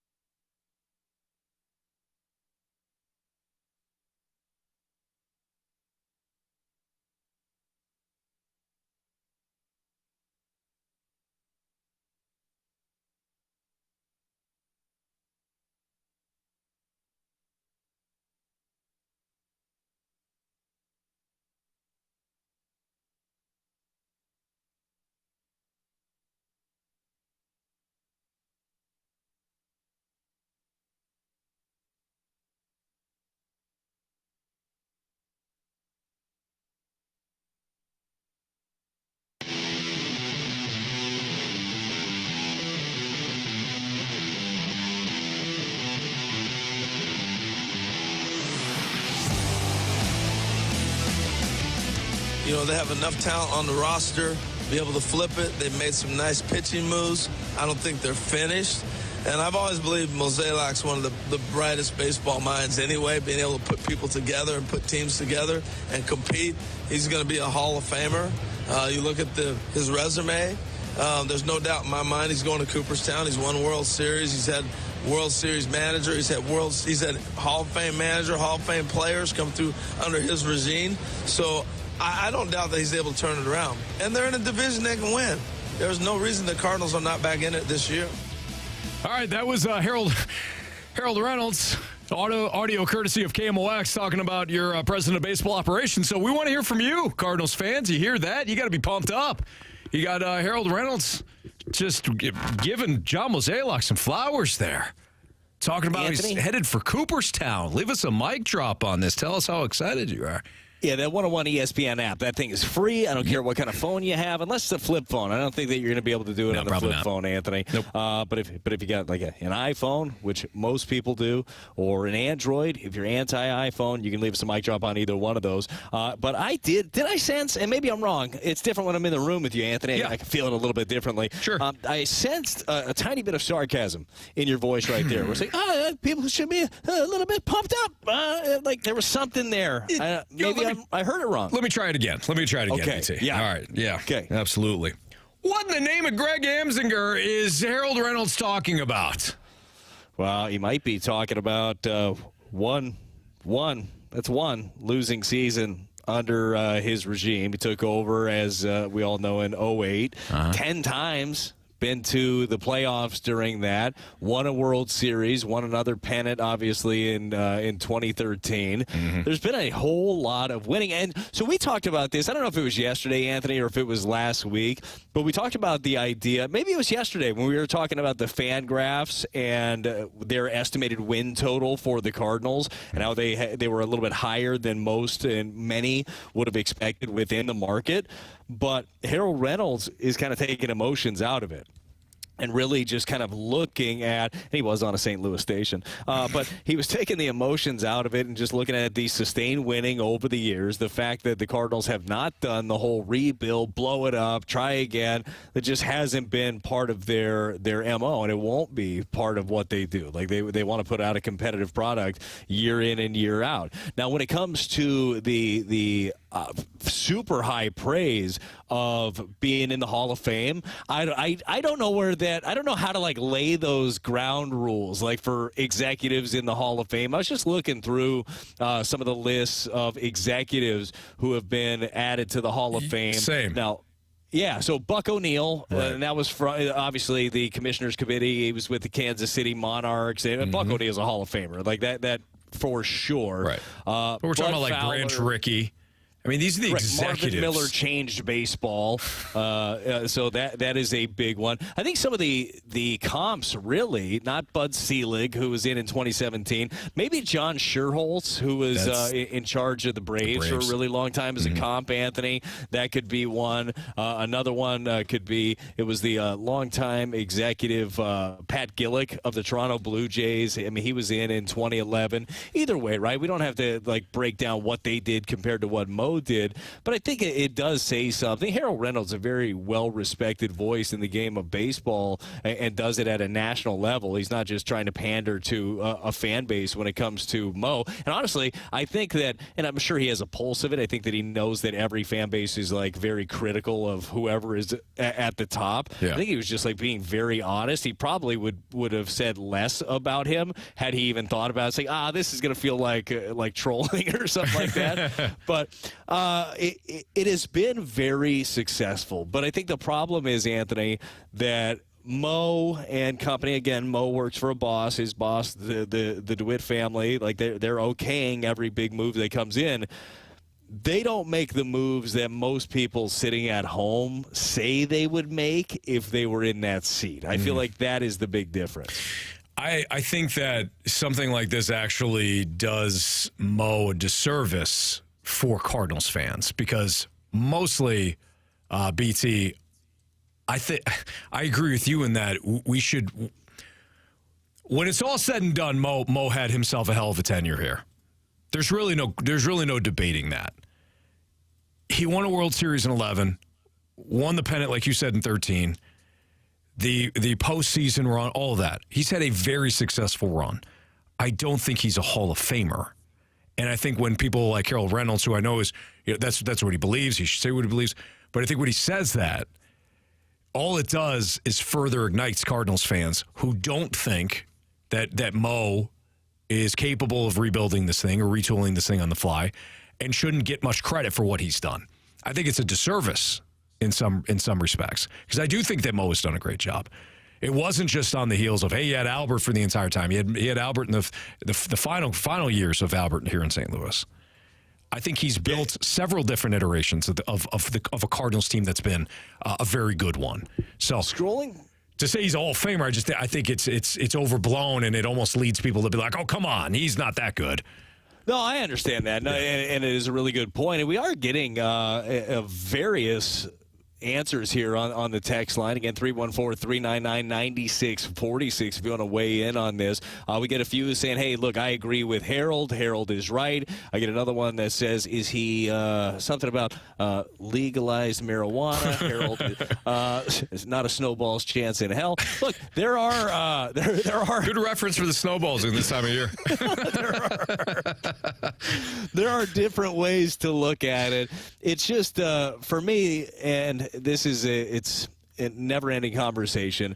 I like sustained success. I like going into a season knowing that you have a chance to win. Would I prefer going into a season feeling like you have the best roster in all of baseball? Of course, Anthony. Right. Of course. And most teams would love to be able to do that, whether you want to accept it or not.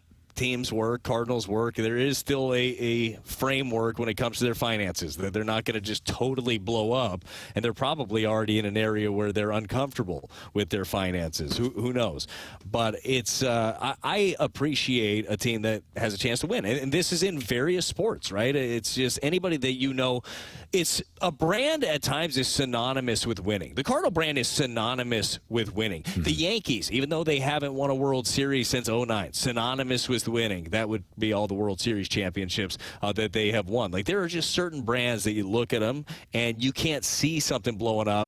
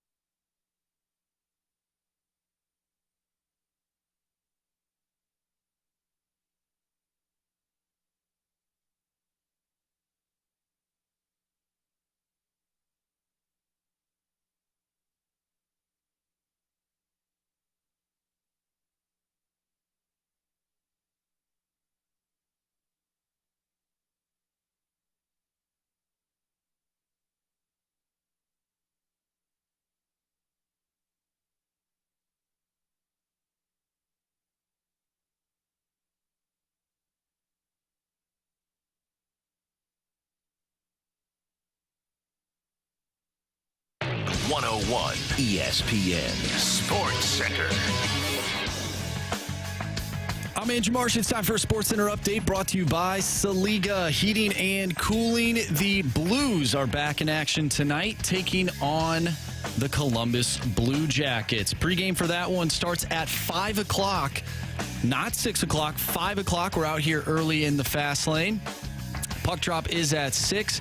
You can catch all the action right here on 101 ESPN. Robert Bortuzzo was traded to the New York Islanders. The Blues get a 7th-round draft pick from New York. So once again, Robert Bortuzzo is on his way out of St. Louis and heading to Long Island. Last night, Thursday Night Football, the Patriots defeated the Steelers 21-18. We talked some NFL today. If you missed that, make sure you go to 101ESPN.com or check out the free 101 mobile app. I'm Andrew Marsh, and the Sports Center update is brought to you by Saliga Heating and Cooling, independent American Standard heating and air conditioning dealer.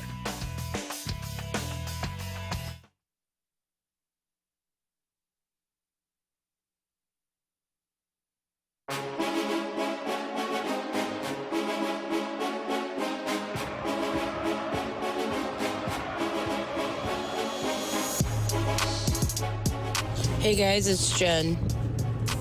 Love the show. But my thing is with this whole Mozeliak and Harold Reynolds, I want to know how much Mo paid Harold Reynolds to stroke his ego there. All right, Jen, thank you. Appreciate your mic drop. I don't think Mo paid Harold Reynolds anything. I think Greg Amsinger probably fed him some content. My guess. You think so?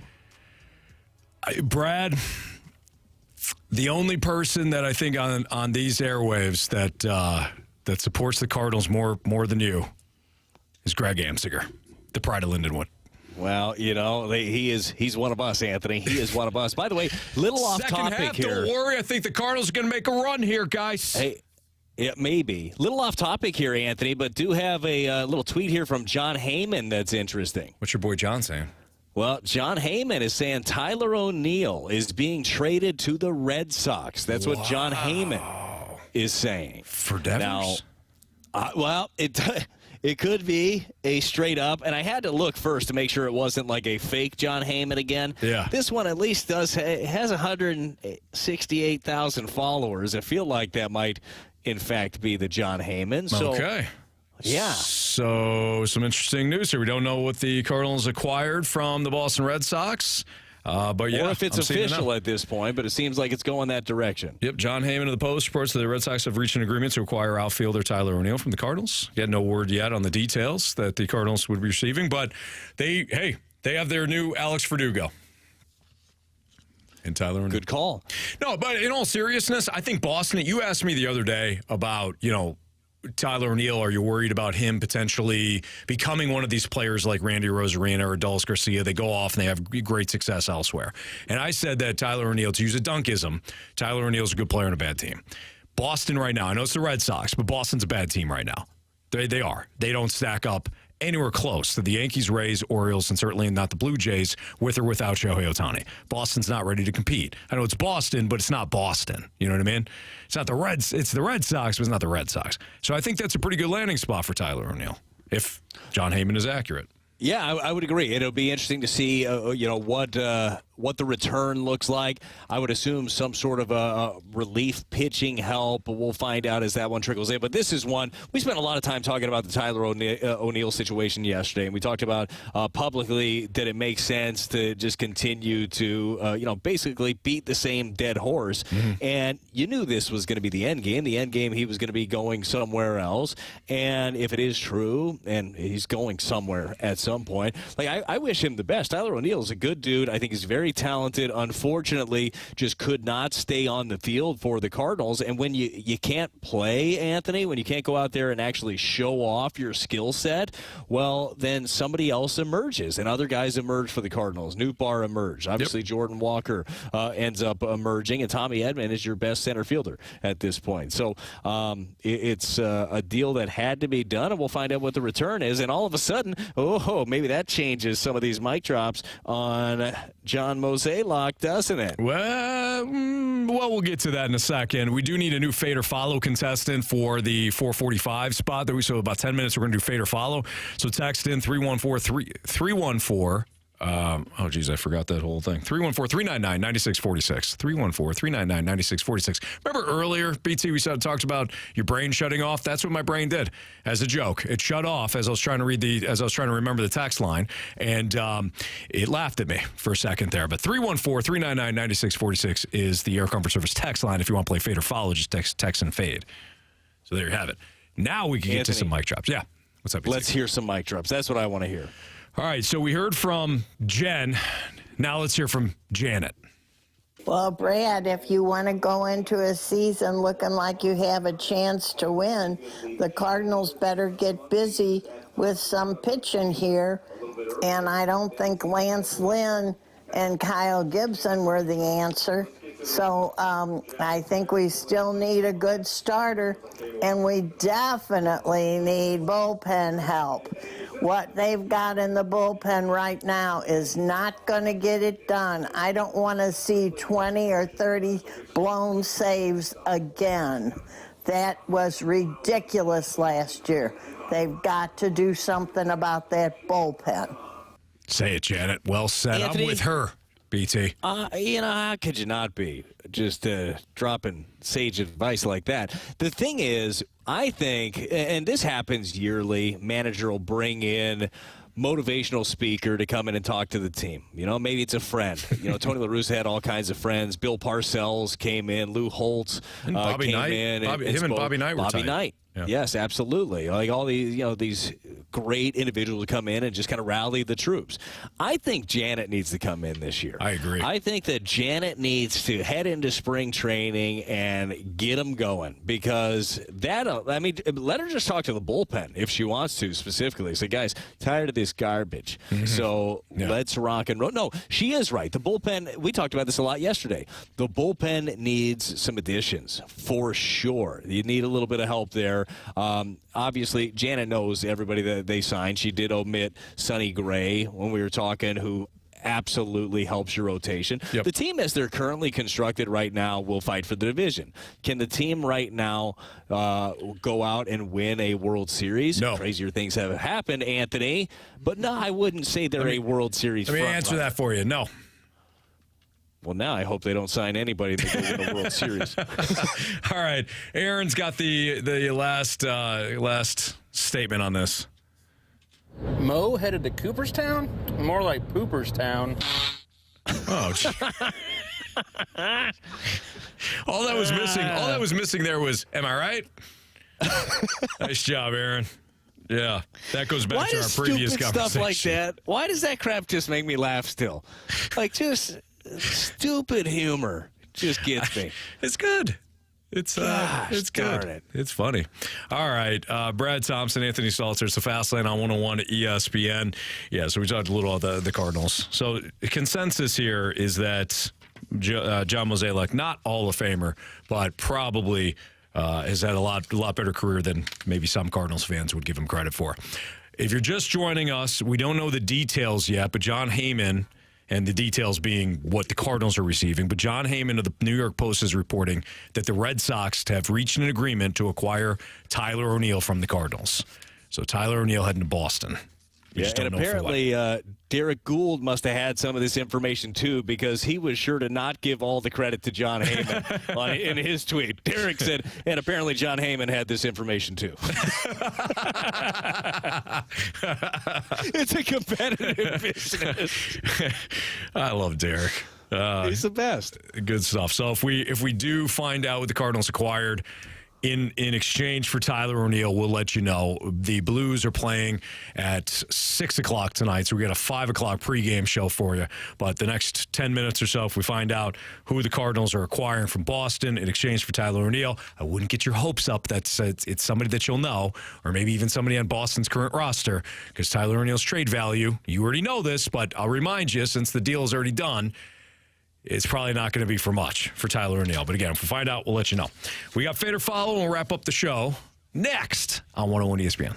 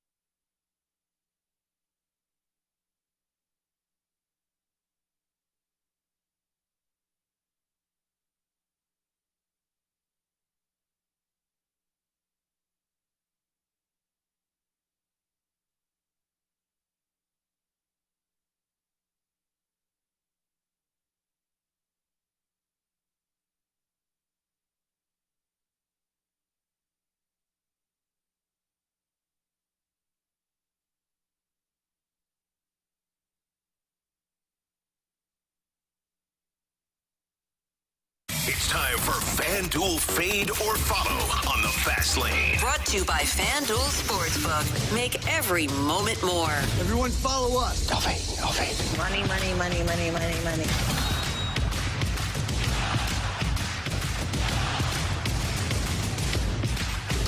It's a Fast Lane on 101 ESPN. Unfortunately for our last Fade or Follow contestant, he followed us on the Iowa Hawkeyes scoring over 6.5 points last week against Michigan. They got shut out. So we welcome in Connor. Connor's our next Fade or Follow contestant. What's up, Connor? Not much. How you guys doing? We're doing great. So we'll give you a play. This is how Fade or Follow works. We'll give you a play. You either fade us or follow us based on the play, and if you win, you get $50 of FanDuel's money, and then you'll get to come back next week. If you lose, unfortunately, that's it. Sound good? Sounds good. Let's do it. All right, Connor, we are going with the Minnesota Vikings this week. We're going with Marsh's Minnesota Vikings. They're only laying 3 points to the Raiders. They're sticking with Joshua Dobbs. They had a good run before. Dobbs was turning the ball over a little bit, but bye week, Dobbs gets more familiar with the opponent as the Raiders. The Raiders aren't very good. We like the Vikings -3 for Fade or Follow. Marsh, did you have anything to say? Because you weren't necessarily agreeing with my Vikings selection, even though you're a Vikings fan. Yeah, I mean, it's a Stalter stack up. The curse is real. And unfortunately for me and all of the Minnesota Viking fans out there, looks like a three-loss team right here, 3 in a row. Connor, there is no curse. All right, Vikings -3. Would you like to fade us or follow us? I'm going to follow. Yeah, you are. Nice job, Connor. So you'll be #Skull this weekend. Sound good? Sounds good. Thanks, guys. And if it's a push, by the way, you'll just be back next week. No money. Cool. Perfect. Sounds good. All right. Thanks, Connor. Have a good weekend. Thank you, too. Bye-bye. There you have it. BT, did you mute yourself? No, you're not muted? Do we have him up? You hear me? That was on us. That was us. Sorry. Thank goodness. Marsh had the manual mute on you. Yeah, go ahead. Sorry, BT. Nah, it's probably smart. Anthony, we're a team with this. Darn right we are. Yeah. And I think it is a call that you made. But if I could, I'm going to fade you because I'm fading you. Why? Because of the Stalter stack-up thing. I just feel like, you've put the hex on them pretty badly. And... yeah. I can't believe you're also buying into this curse nonsense like Marsh. Anthony, what facts do you guys have that the Stalter stack-up number 10 spot has been a curse? Every week when you put a team. Literally in the 10th every week. spot. Yeah. Yeah. You've been Tommy Trends for a long time, and you dig it in. You'll tell me about a team on the road when it's windy on Wednesdays. And I think this is a trend, but who knows? Maybe I'm wrong. Maybe this is the week that it breaks the streak. I sure hope so for our contestant. Yeah, it'll get snapped. By the way, Tyler O'Neill, the trade that allegedly went through, the text line believes that they have the what the Cardinals would be receiving. A lot of different answers coming in from the text line. From 314, the Cardinals will receive the recipe to Boston baked beans for Tyler O'Neill. We also have from the 314, it is being reported that Tyler O'Neill was traded for a pallet of Samuel Adams and a year's worth of Dunkin' Donuts coffee. I was waiting for that. I was waiting specifically for the Sam Adams. I forgot about the Dunkin' Donuts. Are you a Sam Adams fan, Anthony? Not original. Me neither. The Sam Adams original, the first time I had it, I thought the beer has gone bad. Nobody drink the beer. The beer has gone bad. Tastes fine to me. I like their Oktoberfest. So do I. I like that one a lot. Yeah, I think their Oktoberfest is great. I think the original is terrible. Sorry, Sam Adams. Did you ever see the? Was it SNL that had Bill Burr doing the Sam Adams, or was it the Chappelle Show? But it was Bill Burr as Sam Adams. He's just this cranky dude. Search it. It's pretty funny. All right. Okay. If you miss anything from today's show, you can download the podcast at 101ESPN.com or our free mobile app, 101ESPN mobile app. It's all brought to you by Dobbs Tire and Auto Centers. Marsh, what do we got for criticisms and compliments? Yeah, just another Tyler O'Neill trade rumor here. It looks like the Cardinals are getting back a Titleist or tailor-made sleeve. Ah, nice. Yeah, that'd be good. Those are expensive. Golf balls are expensive. Anthony, during the second half of the season, I picked up golf a little bit. Why is that, Brad? The second half? That sounds... Oddly specific. Just had a little bit of time. And I started picking up golf, and I started realizing, if you golf with the right people, sometimes you get hooked up, don't have to pay as much to go. But I realized that I was paying a lot to go because I was buying my own golf balls. And it's like every swing, it's like, that was $4 every time I swing my club. So that's not nothing right there. Some Pro V1s. That's a pretty good deal. We got to get you with Jay Delsing, our guy Jay Delsing, who's outstanding. He'll get me straightened out for sure. Jay the pro, man. Jay, every time I see Danny Mac, Dan's always like, wait, golfing with Jay Delsing. Guy's incredible. And a hell of a good guy, too. Jay's fantastic. Yeah, and Dan's a good golfer, by the way. I believe that. I believe that big time. Not only does the text line have trade rumors flying in, but so does the snake pit. Potentially coming back for the Cardinals is a full bucket of double bubble. Actually an assortment of double bubble. So, okay. Yeah. I don't know about you guys, I mean, that's double bubble's pretty good. That's a pretty good return here. Shohei Ohtani is not in Toronto. Ohtani is not on a flight to Toronto. Ohtani is at home in Southern California, according to Bob Nightingale. Dude, Ohtani is so smart. He's hiring private jets just to fly out of Anaheim, nobody on it, just to divert attention. Gosh, send one to Toronto, send one to L.A., send one to scatter. Who are you going to follow? Chicago. Yeah. Here is a compliment from the 618. Hey, gents. First, you guys crack me up often. Oh, thank you. Second, going back to the Tom Brady talk earlier, look at all the nobodies. No disrespect. He elevated to superstar status. Then, not many went elsewhere and really did anything to rave about. Does that make sense? Yeah, it does. It makes sense. Although Gronk did win a Super Bowl with Brady in Tampa, but no, he's still with Brady. Yeah, won that title with Brady. So do you think that Brady played in one of the worst divisions in football? Oh, 100%. Like his entire career? 100%. Yes. Go back and look at the quarterbacks that were on those other teams throughout Brady's career. That's the worst division. He started, in other words. It was really bad. If you just get in, though. Marsh, you're a video game guy. Hell yeah, I am. It's like starting on level 10 when there's only 20 levels. Like, do you still have to complete the other 10 levels? Mm-hmm. Yes, but boy, you're off to a good head start. That was Brady and the Patriots. And I'm a Brady and Belichick fan. I appreciate the greatness of those two. But my word, when it's E.J. Manuel and J.P. Losman and whatever the hell the Jets were rolling out there. Mark Sanchez. The Sanchez. I mean, come on. Yeah, they benefited from that division. But good text nonetheless, because they're right. I mean, nobody outside of Brady. Brady's the only one that kind of went anywhere of prominence, that went anywhere and had success. Coaches, players. I had this thought when we were talking about it. I know that Bill Belichick, we want him to, or at least you do, want him to go to the Chargers. Yeah. What if he went to the Jets? Went to the Jets, had Aaron Rodgers and that defense. Aaron Rodgers then stays for a few years. Maybe Bill Belichick goes out on top. And he goes back to the Jets where he spent a day with the Jets? And he said that and then he sticks it to the Patriots. Not going to be the HC of the NYJ is what he wrote.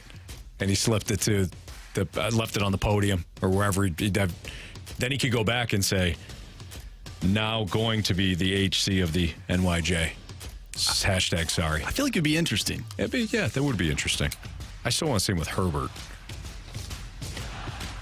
Nah. Okay. I want him to go to Aaron Rodgers and the Jets. Now, why would you do that? That would be a great story. Make you upset. Do you believe that Robert Saleh deserves to get fired, Anthony? Right now. Robert Saleh, absolutely. Yeah. Absolutely. Yes, 100%. Yeah. When you talk to the media the one week, and the media is asking you about whether or not you're going to go with Trevor Siemian or another quarterback because Zach Wilson's been so bad, and you say, I plead the fifth, that to me, you're done. You're a leader. You're one of the leaders in that organization. Clearly, you're trying to save your own skin here. I don't think that. I think Robert Saleh is a really good defensive coach. I don't think he's apt to be a leader right now of a team, especially. I'd still the like Jets. to see him for a year of an actual quarterback. I mean, the defense, they built a great defense, and he certainly runs a good defense. So you're not taking that away from him. All right, we got Blues hockey. BT, always good to see you. Have a great weekend, my man.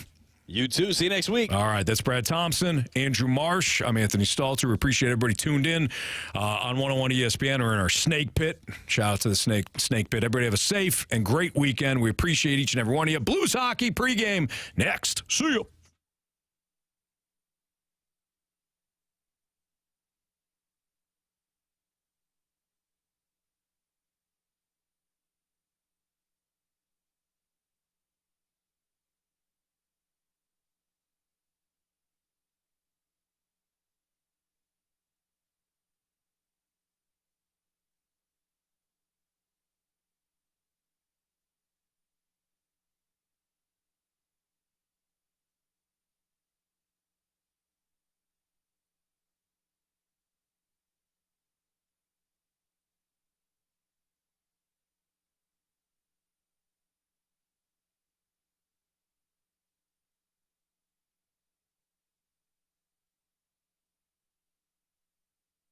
Well, if you're not a member of FanDuel, you're going to want to after you hear this promo. Right now, new customers get $150 in bonus bets with any winning $5 money line bet. Again, $150 in bonus bets with any winning $5 money line bet. BT, that's $150 if your team wins. It really is that easy over at FanDuel. You don't have to worry about the spread. You don't have to worry about any props right now. No over-unders. Just pick the money line winner on your favorite game this week, and they get $150. And, Anthony, how much fun is playing on FanDuel? You get the same game parlays going. You get the live betting going. You get player props. They've got it all at FanDuel. It's a hell of a lot of fun. You just got to go to FanDuel.com/fast. That's it, FanDuel.com/fast to get in on FanDuel, the official partner of the NFL. 21 and over, President Illinois. First online real money wager only. $5 pregame money line wager required. $10 first deposit required. Bonus issues not withdrawable bonus. Best that expires 7 days after receipt. See terms at sportsbook.fanduel.com. Gambling problem? Call 1-800-GAMBLER.